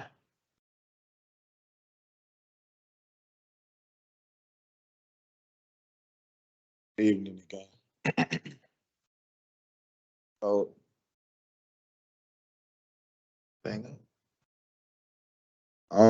so basically, I wanted to know what did it like? All I hear is the problem. I don't really hear too much of the solutions. I feel like if there's money that needs to go to certain places, are we advertising for it? Are we really asking for it? What's really the problem? It's been millions of dollars that go into parks, been going to buildings and things of that nature that really don't matter. But taking away free recreation for the kids is very detrimental to the city.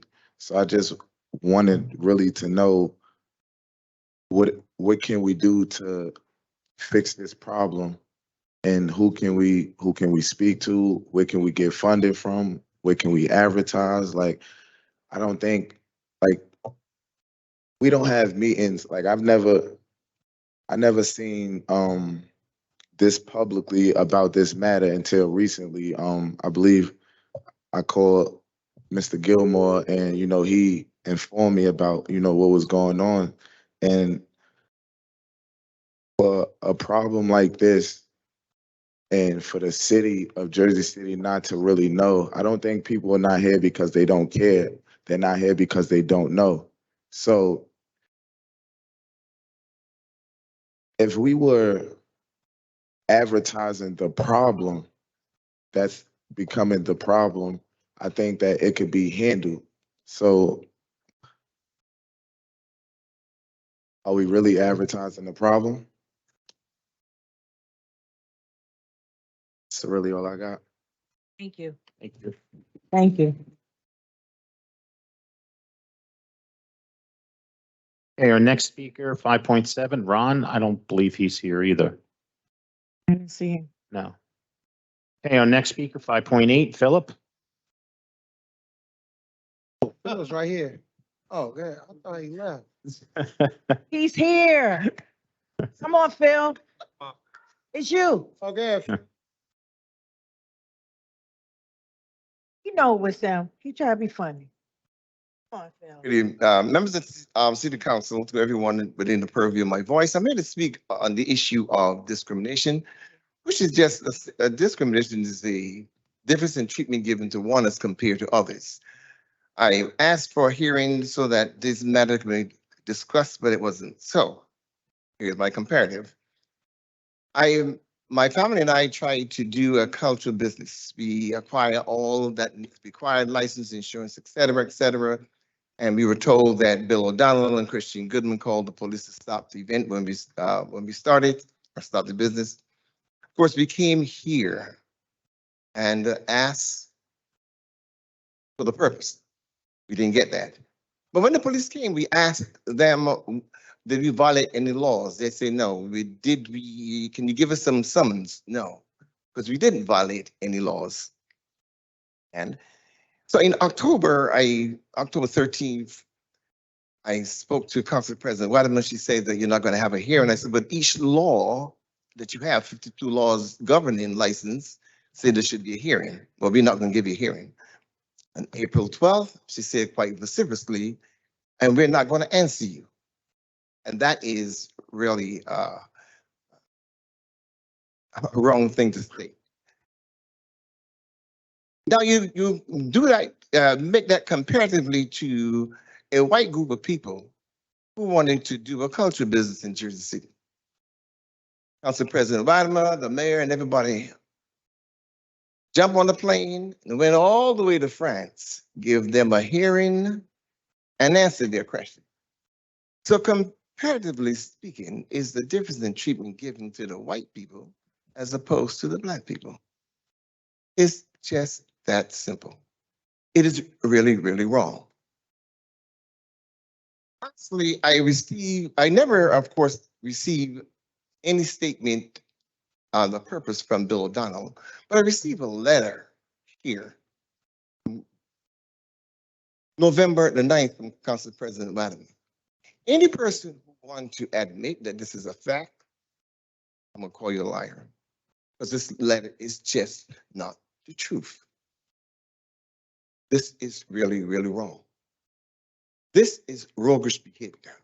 But I raised the issue of discrimination for Penzeri, Richard Bagiana, and Solomon, who questioned me charging them because you're part of the city and part of the action. I'm Phil Carrington. That's my viewpoint. Good night. Good night, Phil. Next, 5.9, excuse me, 5.9, Lester. Thank you.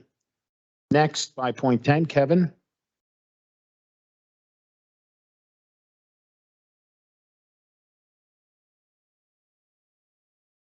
Evening. Tonight, yet again, I will address the issue of non-enforcement of Ordinance 260 by Mayor Stephen Fulop's administration, affecting many renters in our community. Despite for being responsible for enforcement, Mayor Fulop has not enforced this particular ordinance. Consequently, Portside Towers community is overpaying now by $1 million per month as a community. This highlights the administration's lack of support for those with significant financial problems due to uncontrolled rents. The story of Portside Towers reflects this administration's priorities, favoring big developers at the expense of voters. The benefits they receive from developers are paid by us, the residents of this expensive city for renters.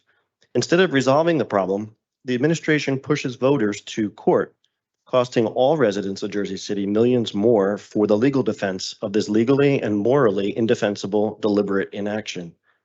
We must vote for the change we need.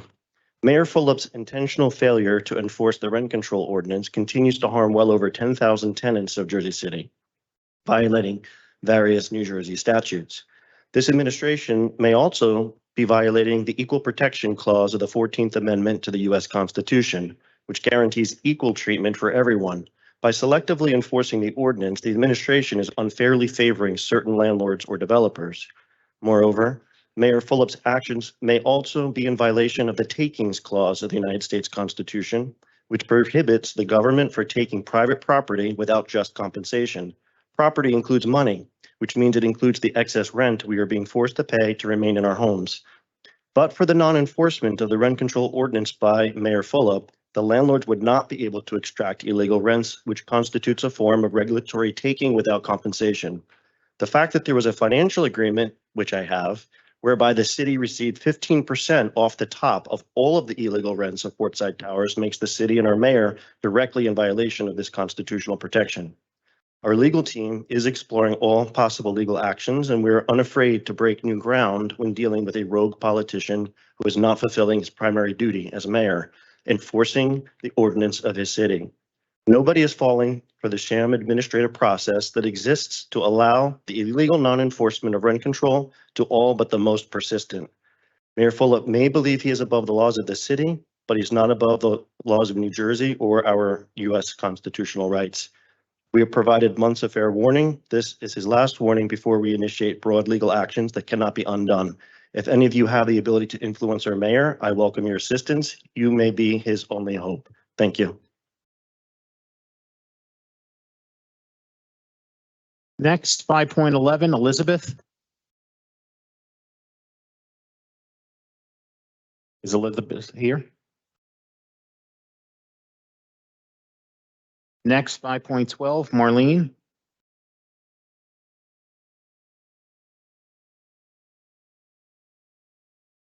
Good evening. Good evening.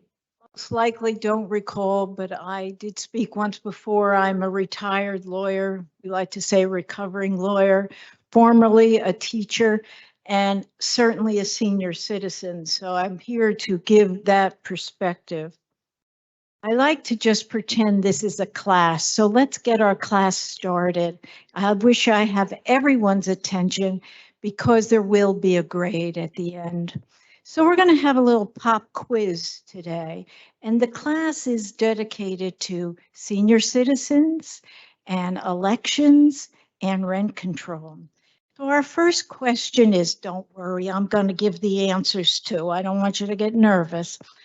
The first question is, what percent of Jersey City residents are renters? You probably know the answer, 71%. More importantly for us senior citizens is what percent of that 71% are senior citizens? Only 10%. So I guess we could ignore them, but when you look at an election, such as a national election, of the one I looked at was 2018, how many of those voters are senior citizens? 64%. So I suggest we pay attention to what they want. What do they want when it comes to rent control? They want to be able to live in their apartments without obscene rent hikes.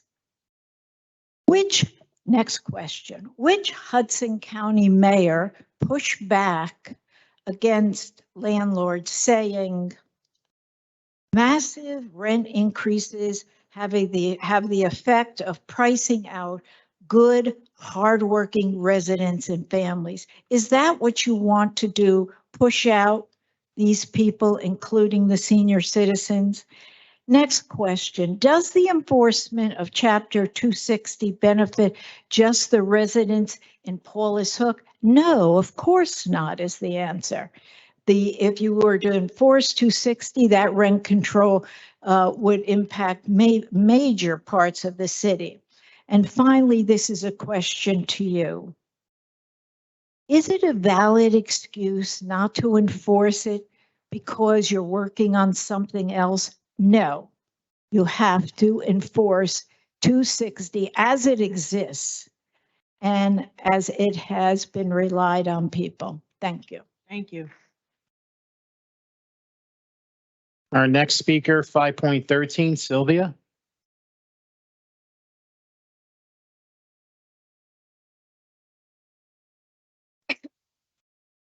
Good evening. Here we go again. And I have to confess, I'm getting tired of repeating myself every month. Indeed, it's been months that we have been telling you facts, verified facts about the situation, and that nothing has happened since. We reminded you about the 260 legislation.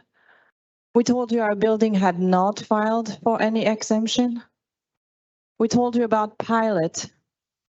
We told you about forms being modified in favor of a landlord. We even told you about pure censorship on social media. And it doesn't seem like anyone cares.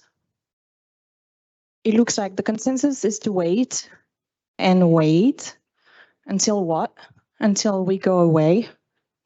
Until a court tells you how wrong this been? This says a lot about your relationship with your constituents.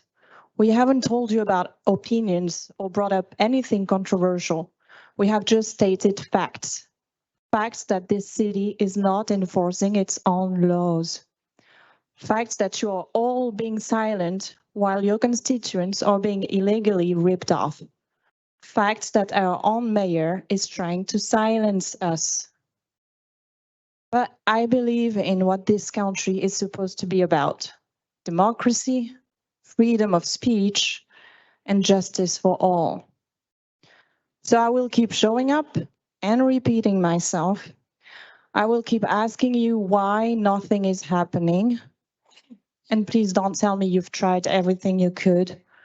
We've asked you to complete very specific tasks that are still not happening.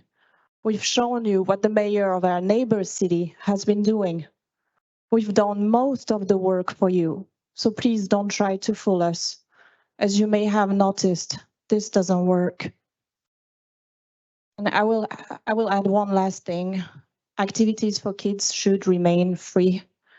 In many cases, that's the only way to keep them off the streets and to help them staying away from drugs and violence. This is a very good program you have here. Please keep it free for them. Thank you. Next, 5.14, Joel.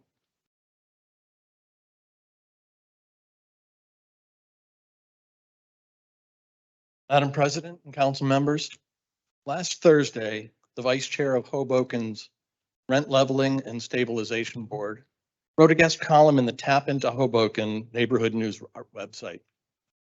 Jenny LeBenz wrote, as a private citizen, but her opinion is clearly informed by what she has observed and experienced as a member of the board. Her column raised concerns about human rights.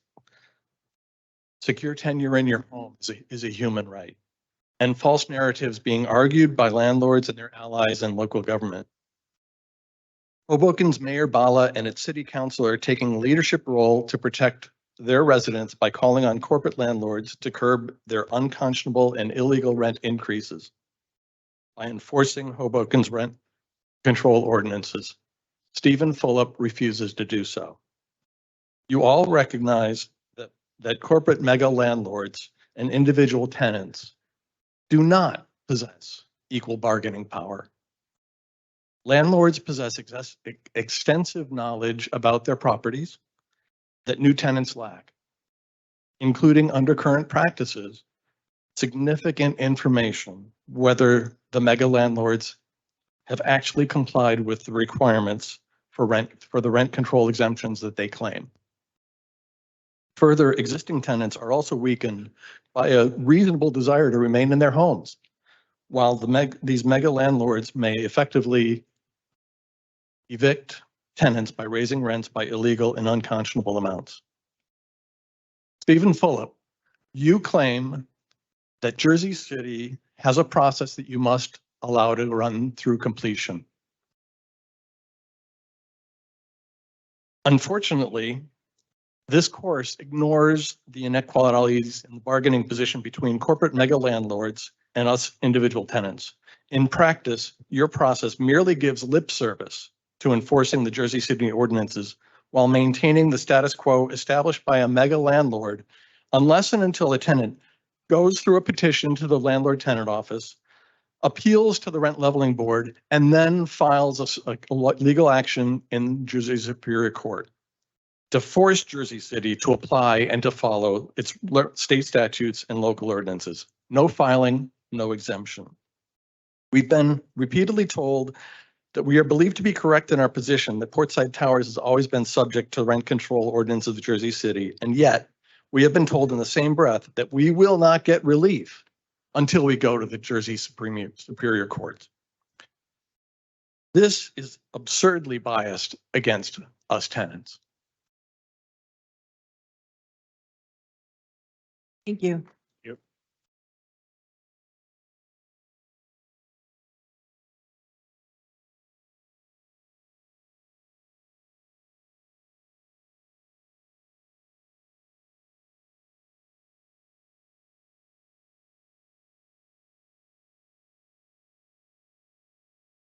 Sorry for the interruption. Our next speaker, 5.15, Gracie. Good evening, council members. I'm Gracie Jolly. I just want to say one thing. Please, please enforce Ordinance 260. No filing, no exemption. Thank you. Thank you. Next speaker, 5.16, Sonia.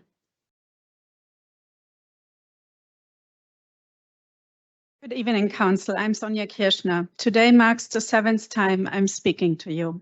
And today I want you to know I feel you. I myself have worked directly under a very powerful man. Before I came here and made Jersey City my second home, I worked as the Chief of Staff to the President of Human Resources for the leading chemical company in the world. 2 years of long hours and a steep learning curve. I did everything. From preparing the board for all HR-related questions at the annual shareholder conference, to arts and craft projects deep into the night, making silly presents for work council anniversaries to keep the negotiation partners happy and entertained. Just to run into my boss at 7:30 the next morning, waving a piece of paper, exclaiming, "Mrs. Kirschner, make this go away." Sounds familiar? Make this go away? I believe you might have heard the exact same sentence from your boss, our Mayor Fulop. Make them go away, these whiny rich people from Portside. Those annoying Kevins and Michelles and Jesses who won't stop complaining. These ungrateful pretenders who keep talking about democracy, the First Amendment and some laws. Make them go away? We've all learned a lot throughout this process. We've learned by now that we're not going anywhere. After my Chief of Staff years, I headed learning and development for 17,000 employees in North America for the same company. I know that some things are best learned the old way, by teaching from the front of the classroom. No pun intended that we stand in front of you week after week like high school teachers who are being ignored by almost the entire class. Anyway, we're not giving up. So let me teach you one important lesson. I think you've been missing the entire time. Your big boss is not Mr. Fulop. Your bosses are the people who vote for you, who pay your salary through their taxes. They are your constituents. They are us. And the second lesson comes from my leadership class. I now teach HR students after I've left the industry. There's a leadership approach that's called servant leadership, as in leaders serving their members, moving barriers out of their way, making their lives better. I really hope this sounds familiar from your actual job descriptions. If not, just take it from the people here. In closing, my former boss was a good guy. The paper he waved was some letter from his personal insurance that he also wanted me to take care of. He was an old school guy, didn't give much about woke things like boundaries, but he knew what was right and always followed his values. That is what we want you to do. Thank you. Our next speaker, 5.17, Danilo. Good evening. Last time when I talked about the revolution in East Germany, I made a mistake. I said Kalashnikovs in hands of Russian soldiers. It should have been Russian Kalashnikovs in hands of soldiers. One word in a slightly different spot. No problem, right? A clerical error, right? Wrong. Little details do matter, just like a check mark on a form. The peaceful revolution in Germany was only possible because Russian soldiers stayed in their barracks. Otherwise, it would have been taken down, as we've seen in China and other places. President Gorbachev decided to be on the side of the people, not the rich and powerful. You all need to decide now on which side you want to be on. We have to use the words illegal, corrupt, censorship, dictatorship, China, Russia, to describe our city. What a shame. President Waterman, at the end of the session 4 weeks ago, you said your hands are tied. Tied by whom? In the same session, we spoke about the discoveries regarding censorship of Mayor Fulop on social media. I ask you all if you are going to investigate. You all agreed this is important. We haven't heard a beep from you. Are your hands tied in this regard as well? Don't you worry, we investigated for you. Supreme Court Justice Kennedy said that digital platforms are the most powerful mechanisms available to private citizens to make his or her voice heard. In 2017, a court in Virginia ruled that deleting comments is viewpoint discrimination. The ACLU filed suit in Maryland, claiming the deletion of negative comments about a governor was free speech censorship. The governor stopped the practice. What are you doing? Which brings me to the questions, what the city laws are actually doing. You all sit here every meeting more or mostly less interested in what we have to say, while we bring forward multiple cases where the mayor, the rent leveling administrator, and other officials engage in illegal activity.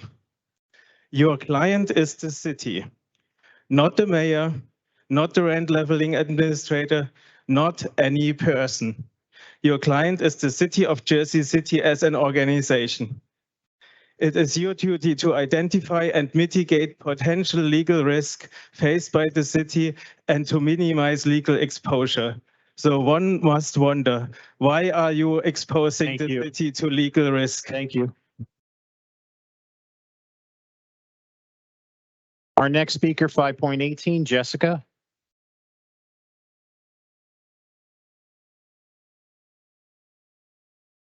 Made it. 3 more minutes and I could get her out of everybody's hair. Unfortunately, not out of mine, but also fortunately. Hello again, Jessica Rasulo. My neighbors have been here for the last 11 plus council meetings, educating you on your own laws.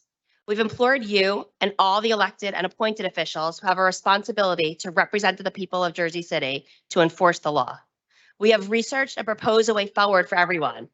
We have done this without the benefit of council. We need to be here. We need to fight for our rights, to fight for the rights of our neighbors, and to fight for the rights of our community members who do not have the privilege of being able to sacrifice their evenings to be here. We are here. Mayor Fulop, where are you? Where is your outrage, your action, or even your acknowledgement of the painful mistreatment of your constituents? Where are you? Why aren't you here with us? Your people are suffering. We're here fighting to make your community a better place without you. Where are you? In fact, the only clear actions we've seen from the mayor and our elected representatives has not been to enforce the law and support us, but for the mayor to apparently actively censor our discourse in public forums, and for the council to draft a change to the law which further hurts your community. I'd like to understand, council, who drafted this change? Anyone? That's a question. Yes, go ahead. No answer to the question of who drafted the change? Interesting, thank you. We have worked tirelessly for over a year, naively believing in laws and government and that our elected officials actually represent us. Council people, Mayor Fulop, stop hurting your people to benefit the large developers who fund your election. We will not forget. We are seeking additional resource to continue this effort. We ask everyone here, please consider donating to our GoFundMe campaign. Share it with your network. Every little bit counts. Email rentcontroljc@gmail.com for more information. Follow the law, enforce rent control, ensure no community member needs to live in fear of their landlord by supporting our right to counsel. No filing, no exemption, and open and clear communication without censorship would be very much appreciated as well. Thank you. Thank you. I love your daughter's jersey. Next speaker, 5.19, Manya. Good evening, Council President, members of Council. Yes, my name is Monya Boem, and I'm from 100 Montgomery Street.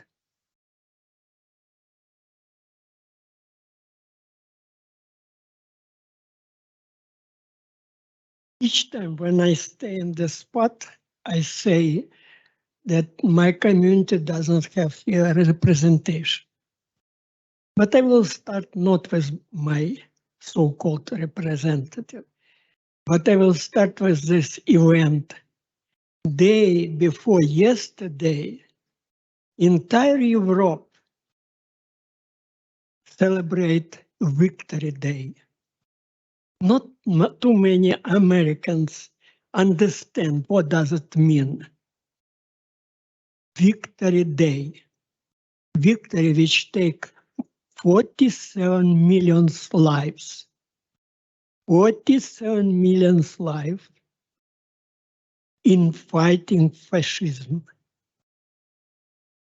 And when I'm listening from some of your members, fascist America, I cannot tolerate it. I can't. Solomon, you have to grow up, my dear. You don't understand what I'm talking about. And most important, you have a right to not understand, but you don't have a right to have a professor position in higher school. You're poisoning young people's brains.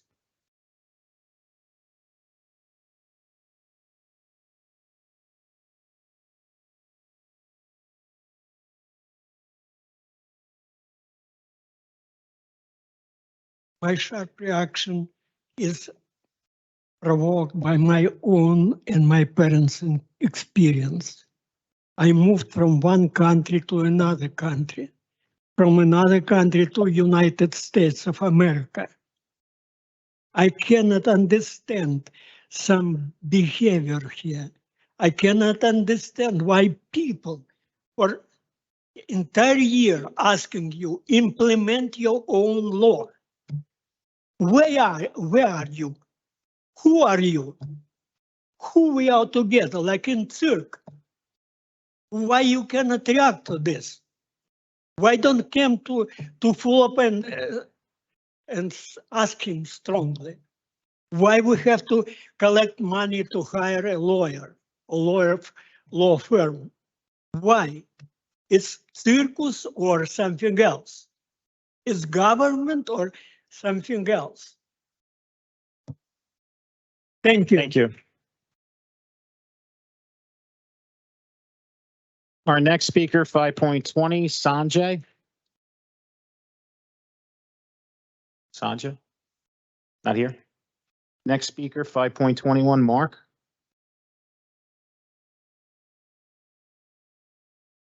Good evening, City Council. I'm Mark Boyles and I live in Portside. I have one comment and one question today for the council. The comment: Jersey City is slow walking our new petitions. On February the 8th, Director Richardson made a commitment to our tenant association that he would absolutely, his word, issue his determination after reviewing any new petitions that tenants of Portside submit.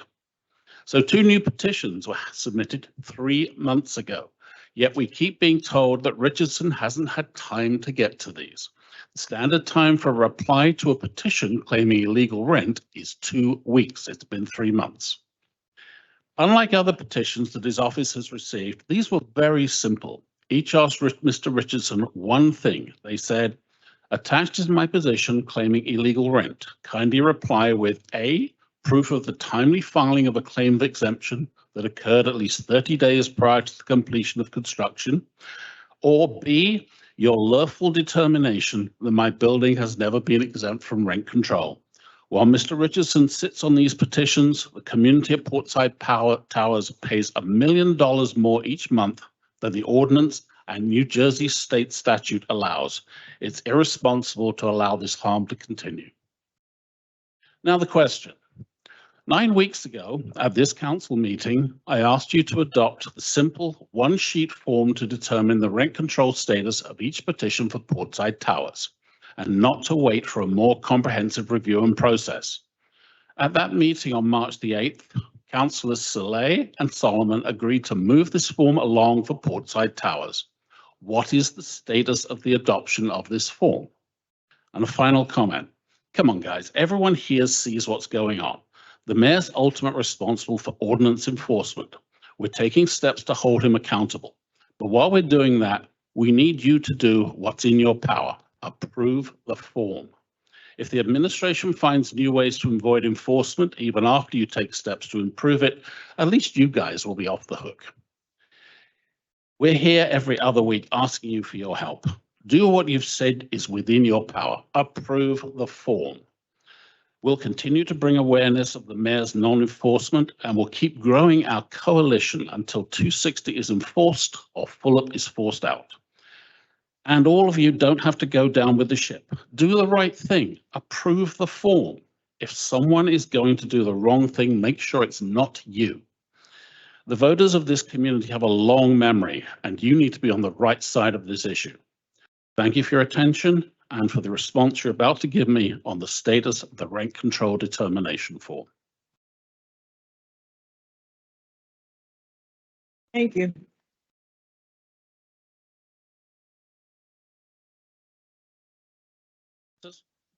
Okay, our next speaker, 5.22, Dina.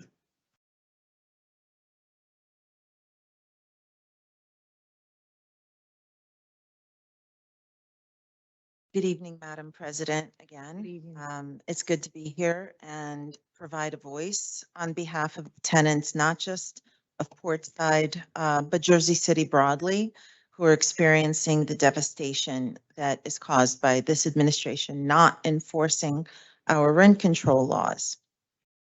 This community has spoken to you here for over a year, as you've heard, pleading for an investigation into why the rent control laws haven't been enforced. Why do tenants have to do their own investigations into whether their landlord has followed the law? This administration and this council knows full well that there's a large population of renters in buildings across Jersey City who are being abused by corporate landlords who haven't followed the legal process to obtain exemption. When are you and this council going to investigate why Mr. Richardson is not enforcing 260? Please remember that this is an important issue for over 70% of Jersey City voters who are renters. It's easy to overlook them, along with the many families who can't devote their time to come and speak to you like we do. Portside alone makes up over 530 households. I realize that campaign funding here largely comes from developers, but please remember that the voters in this community are tenants. Campaign slogans aside, it seems that this administration doesn't actually do anything about illegal rent increases because it benefits when our people move out. This administration benefits when this community becomes transient so that they don't have to face them in elections. So you turn a blind eye while corporations with deep pockets play the long game with delays until people either lose their patience or their resources run out. But I hope you're taking note that this community is persistent, we are publicly engaged, and most importantly, we are connected. I've heard a couple of other people mention these things. I happen to have also wanted to bring them up here again, about reminding you about the petitions that were submitted to Mr. Richardson since his appointment, and wonder if this council is going to investigate why they're not being addressed and why the time limit has gone over. Also wanted to follow up with Council Members Saleh and Solomon also about the forum. I had that on my list. Also wanted to find out what was going on with the legislative process of shoring up 260 and including the database of rent. Thank you. Next speaker, 5.23, John. Madam President, council members, thanks for having us tonight. I stand with my friends from Portside Towers to express our deep concern regarding the ongoing non-compliance of our landlord, Equity Residential, with the rent control ordinance in Jersey City. Equity Residential has failed to submit valid rent rolls for 2023 as of an email dated April 20th, 2023 from Director Richardson. As a result, per Ordinance 260, they may not increase rents at all. Upon review, it is clear that not only have the annual landlord registration statements for 155 Washington Street not been submitted through the online submission process, but the two statements provided to us by Director Richardson's office also did not comply with the requirements, not even close. The purpose of the ordinance disallowing any rent increase if proper rent rolls are not submitted is to ensure that rent control can be effectively enforced. Without the necessary information provided in the rent rolls, there is no way for his office to properly enforce rent control regulations. The rent rolls provided for both 100 Warren Street and 155 Washington Street are missing crucial information, such as prior tenant move-out date, base rent, actual rent at time of last increase, date of last increase, CPI percentage, amount of last increase, and current actual rent. All of this information is required, but was completely missing. If the Office of Landlord-Tenant Relations allows these invalid rent rolls, it serves as yet another example of rent control non-enforcement. Equity Residential should submit the correct form through the online portal, and the Office of Landlord-Tenant Relations, under the direction of Shirone Richardson, should not be involved in a process that gives the landlord a workaround which makes it impossible to enforce rent control.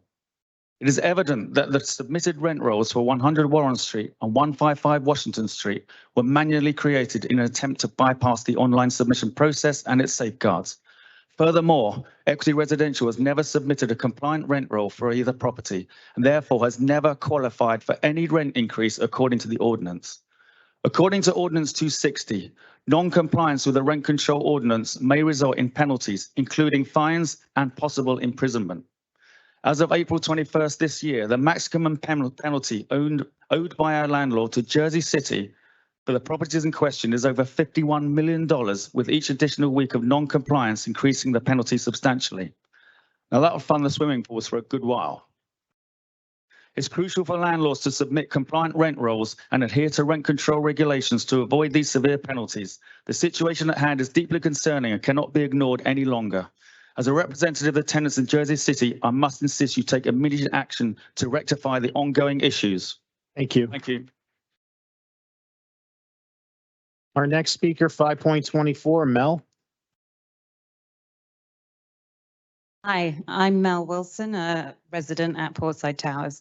I've been here a few times and I'd love to come here seeing improvements, but as it is, the laundry list of chores gets longer.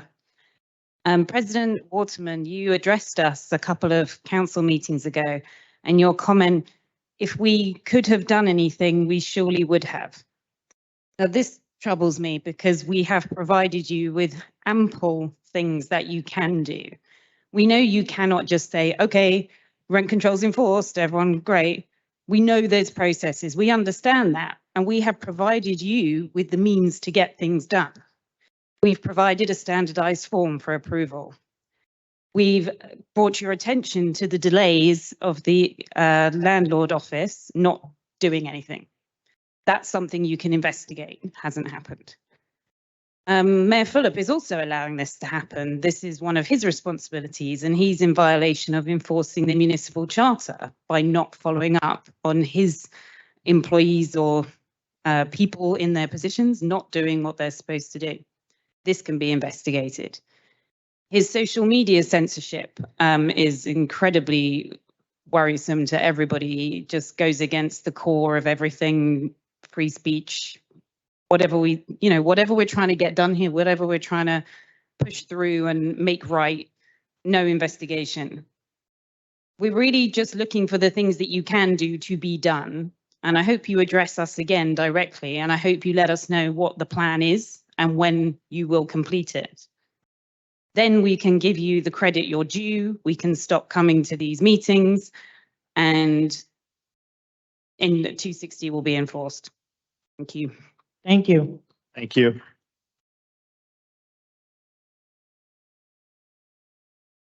Our next speaker, 5.25, Michelle.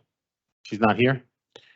Okay, so what we're going to do now is give a courtesy, elected official courtesy to Commissioner Anthony Romano, who I see in the back.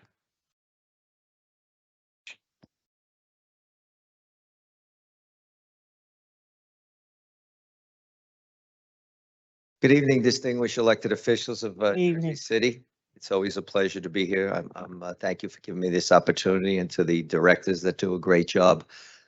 Here I represent Portside Towers, and obviously there's legal proceedings ongoing, the litigation, and hopefully there'll be a resolution. This is such a controversial subject in Hoboken also. The balance, to try to find a balance where it's fairness to both the tenants and the landlords. And I know, dealing with one of the representatives here, Kevin, the sincerity of him wanting to have a conversation and not be adversarial has just impressed me. And hopefully that this resolution can come about, and to somehow, again, form a good relationship between us as elected officials and those we represent. So I hope that they, at least, not concerning the litigation itself, but there could be some kind of communication to make sure that the people know that we at least feel what they're feeling, and that there is concern, and that hopefully that there can be, again, a resolution that's fair to all. And I think that's the hardest thing that could be said. But for these people, obviously, that this is such an important issue. And now that I'm just getting to learn, because this is my new district, I look forward to working with you and with these good people of Jersey City to hopefully come to some conclusion, a resolution, whether it's not adversarial. There just seems to be too much of that in today's world. So again, to all of those here, I ask that we continue to work with the city. I ask the city to continue work with them. And God bless you all, because your job's not easy and their job's not easy, and we all have to work together. Thank you for the time. Thank you. Thank you, Commissioner. Thank you. Our next speaker, 5.26, Michael. Is Michael here?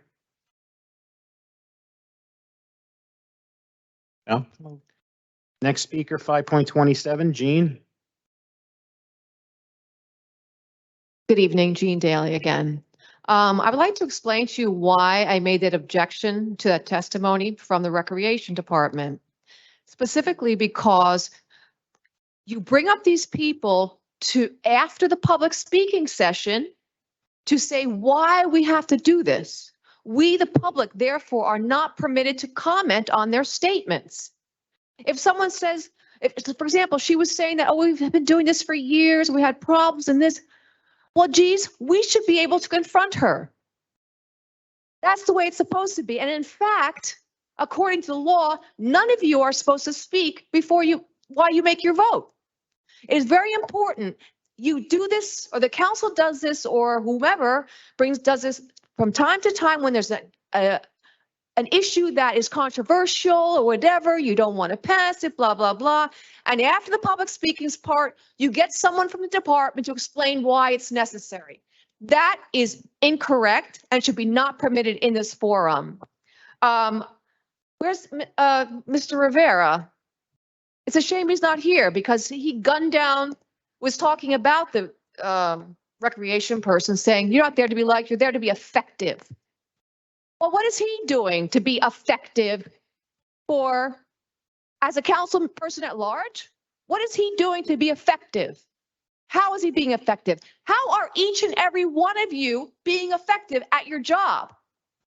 You're listening to people behind me. Nothing. There's ordinances that need to be written. For example, about the Exchange Place Alliance. Nothing. I mean, there's delays everywhere. But I do want to bring attention to this resolution regarding how much we're in debt. Resolution 10.4. We are now in debt over $57 million, this city. Why? Because you don't know how to manage your money. You keep on spending on crap, and meanwhile, you're taking away from the public. So we need to know what is going on and why did this happen and how did it happen?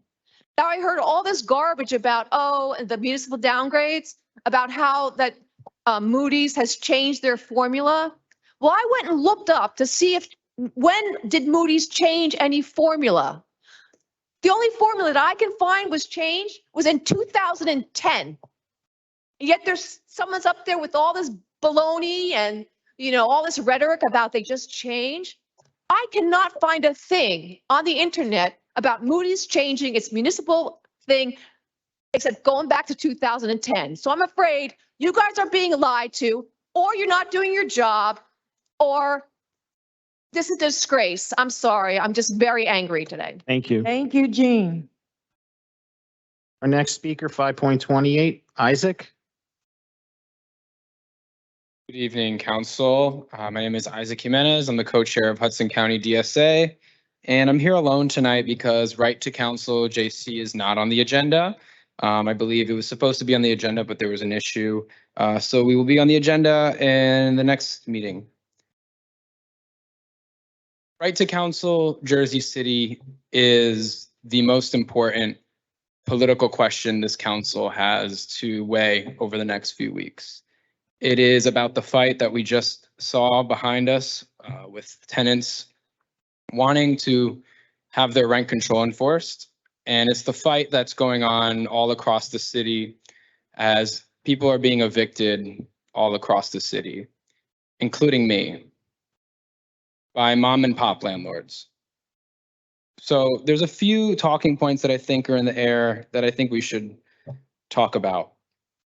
Recently on President Waterman's web show, we had representatives from both sides come together to talk about from the landlord perspective, from the tenant's perspective, and then from a tenant landlord attorney perspective. Wendy Paul, the executive director of the JC Apartment Owners Association, said the Right to Counsel would be another regulatory hurdle. How does providing guaranteed representation in court, which already exists, how's that a hurdle? It would also, she said, discourage development, a 1.5% fee.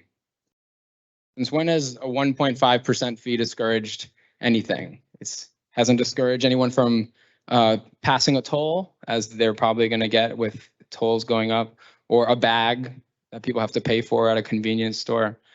It's a fee that isn't going to discourage development. If anything, this is a fee to add millions of dollars to the Affordable Housing Trust Fund to fund affordable housing projects. And the fee is going to be overwhelmingly paid by corporate landlords, big development, folks that want to build 4 units and less. That 1.5 isn't a lot. It's not going to stop anyone from doing anything. Rental relief is another talking point. Tenants just need money. Landlords need money. Rental relief helps, right? But that aid is drying up. Okay. I was not on strike, but my other unions at Rutgers where I work were. And when they were ushered into Governor Murphy's office to come up with a deal, Governor Murphy gave them a bag of money and they took it. But they weren't fighting for just money. They're fighting for control. They're fighting for power. And this is not just about rent relief. This is about power. This is about enforcement of the law and tilting the balance of power to be more equal. Let's pass right to council. Thank you. Next meeting. Our next speaker, 5.29, Alexandria. Alexandria? Not here. Okay, 5.30, Matthew. Is Matthew here? Okay, next, 5.31, Felicia. Not here and not on your printed agenda, but signed up before the meeting. 5.32, Megan.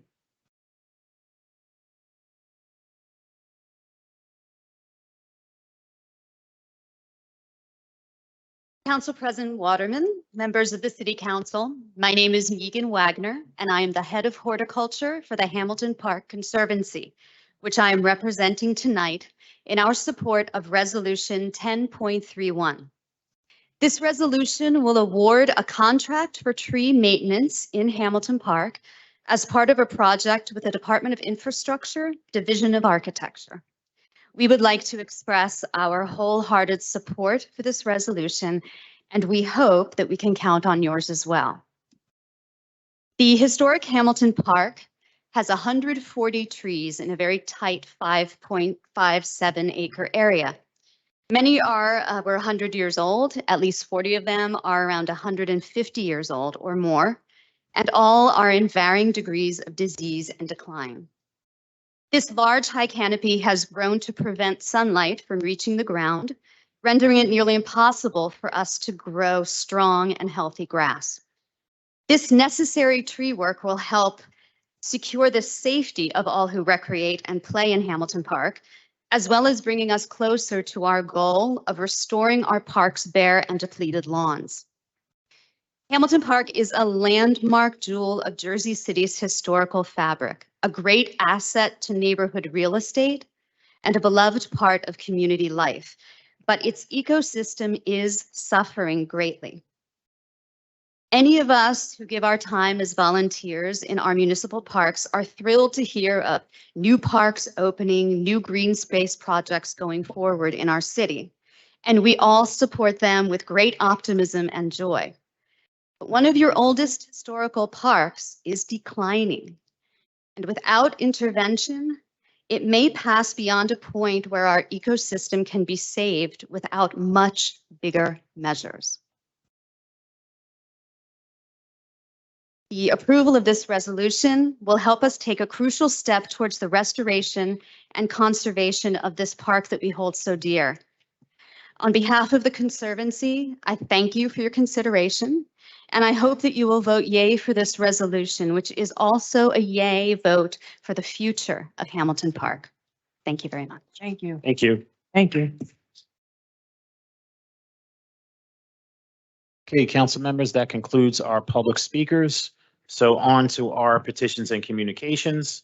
Any questions or comments on items 6.1 through 6.31? Hearing none. Any questions or comments on Officer Communications 7.1 through 7.4? Hearing none. Any questions or comments on Report of Directors 8.1 and 8.2? And on to our meeting claims and addendums number 1 and number 2. So council members, I'm going to be taking a vote on the claims and addendums number 1 and number 2. Councilperson Ridley. Aye. Councilperson Prinzary. Aye. Councilperson Fagiano. Councilperson Saleh. Aye. Councilperson Solomon. Aye. Councilperson Gilmore. Aye. Councilperson DeGise. Aye. Councilperson Rivera. Aye. And Council President Waterman. Claims and addendums number 1 and number 2 are approved unanimously 9-0. On to our resolutions.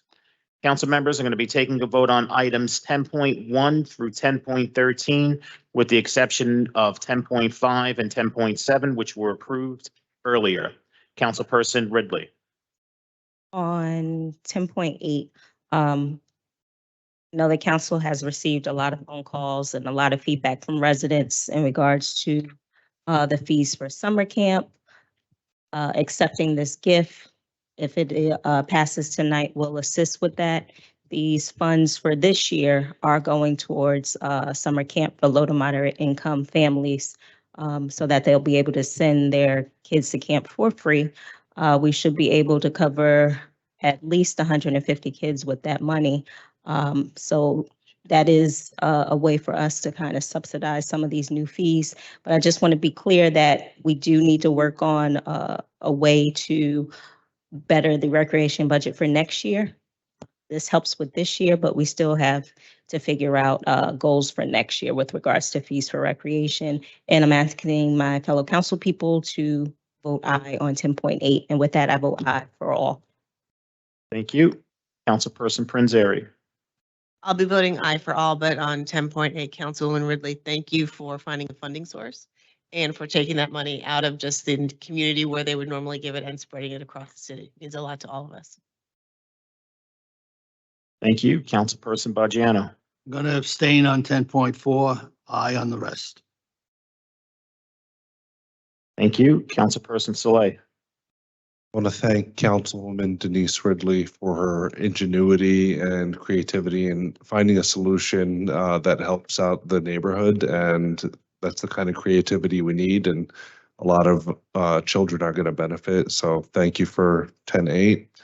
10.9, I really hope that the state will help out Christ Hospital. They really serve a vulnerable population in the Heights, and really beseech them to provide additional funding for Christ Hospital. With that, I vote aye for all. Thank you. Councilperson Solomon. Vote no on 10.3 and 10.4, aye on all the rest, and thank you to Councilperson Ridley for her work on 10.8. Thank you. Councilperson Gilmore.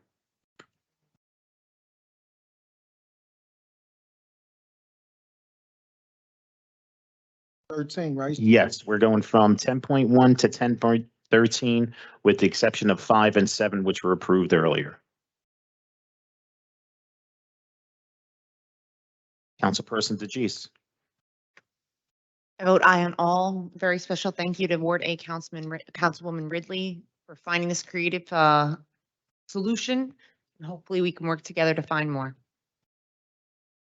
Thank you. Councilperson Rivera. Denise, great job. Thank you. I vote aye on all. And Council President Waterman. Congratulations, Denise. I know it probably hit you hard because part of the children are in your ward. But I'm looking at here, I see all the cannabis people out here too. And I just know that there's got to be ways that we can probably benefit from them to contribute to our youth. And so with that, I do vote aye for all. Thank you very much. If you can allow me to recap, items 10.1 and 10.2 are approved unanimously 9-0. Item 10.3 is approved 8-1, with Councilperson Solomon voting no. Item 10.4 is approved 7-1-1, with Councilmember Solomon voting no and Councilperson Fagiano abstaining. Items 10.5 through 10.13 are approved unanimously, 9-0. On to our next set of resolutions. Council members are going to be taking a vote on items 10.14 through 10.22. Again, that's 10.14 through 10.22. Councilperson Ridley. Aye. Councilperson Prinzary. Aye for all. Councilperson Baggiano. I just want to say something on 10.22 because I was misunderstood what I said the other night, accepting the grant from the New Jersey Department of Transportation. I did want to acknowledge Bergen Arches Preservation Coalition working with Assemblyman Raj McCurkey and Senator Stack to get this grant from the New Jersey Department of Transportation. The first study that Michael Young and I reviewed was great, but New Jersey Transit did nothing.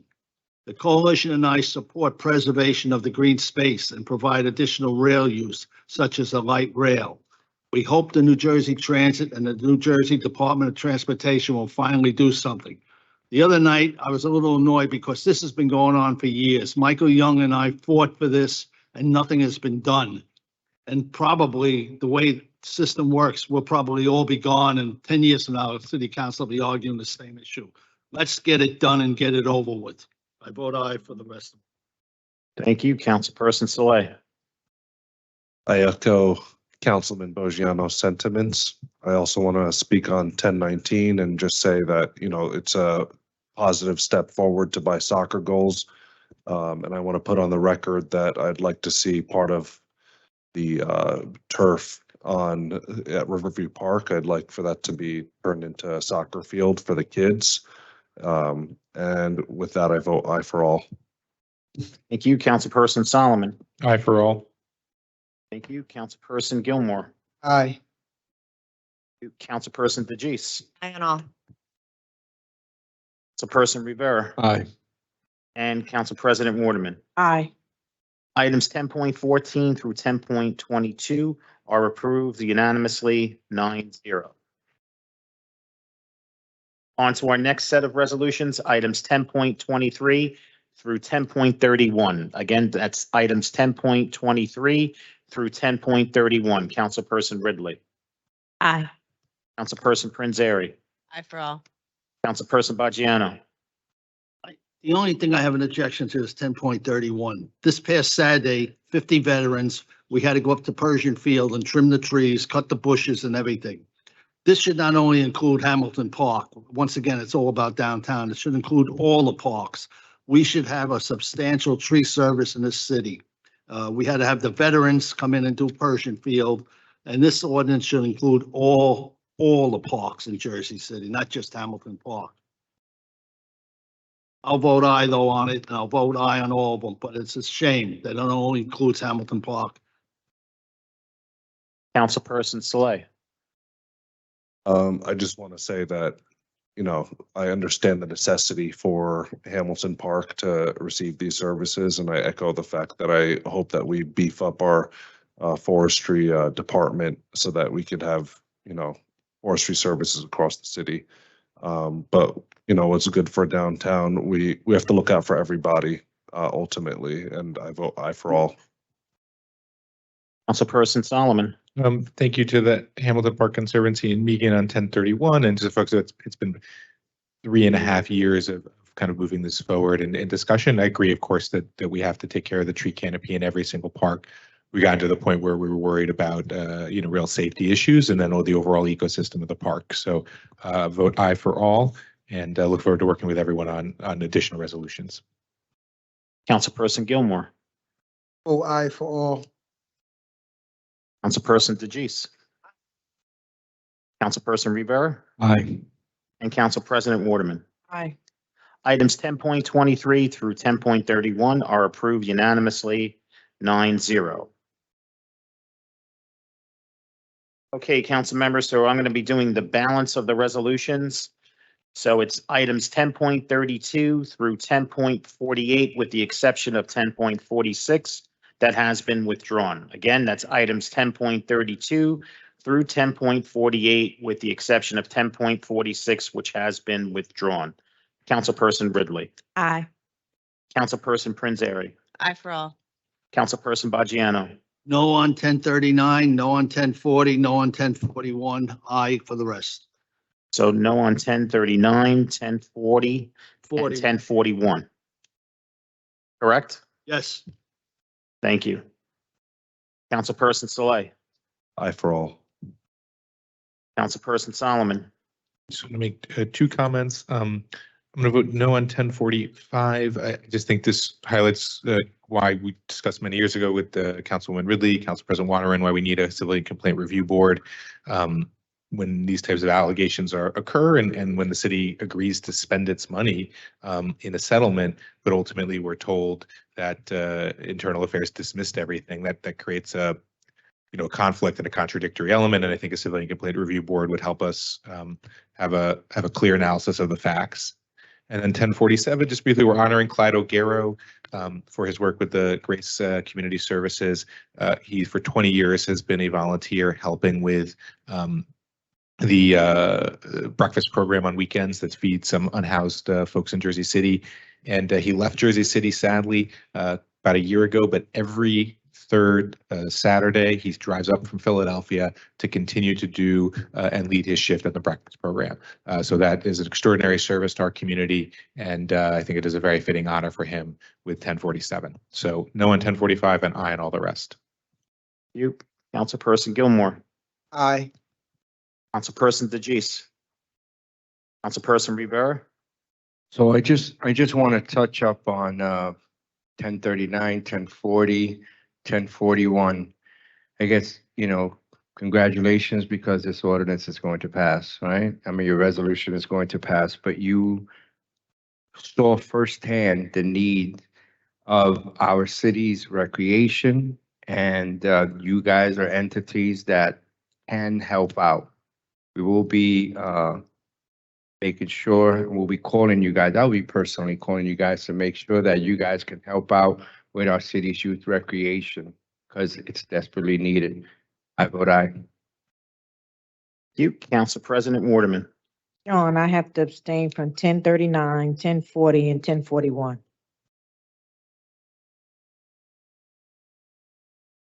So you're abstaining on 1039, 40, and 41, Yes. and yes on all the rest? Okay. All right, if you would allow me to recap. So items 10.32 through 10.38 are approved unanimously 9-0. Item 10.39 is approved 7-1-1, with Councilperson Bajano voting no and Council President Waterman abstaining. Item 10.40 is also approved 7-1-1, with Councilperson Bajano voting no and Council President Waterman abstaining. Item 10.41, same vote, 7-1-1, with Councilperson Bajano voting no and Council President Waterman abstaining. And then items 10.42 through 10.44 are approved unanimously 9-0. Item 10.45 is approved 8-1. Councilperson Solomon voting no. Item 10.46 is withdrawn.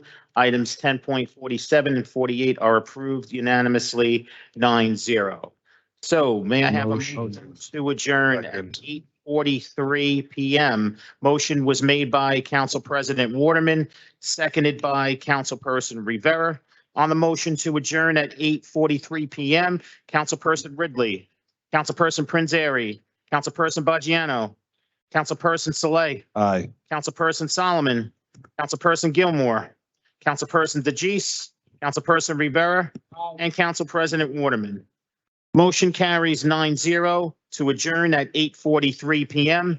Thank you so much, everybody in attendance and everybody watching at home. Remember, teamwork makes the dream work. Stay safe and have a great night.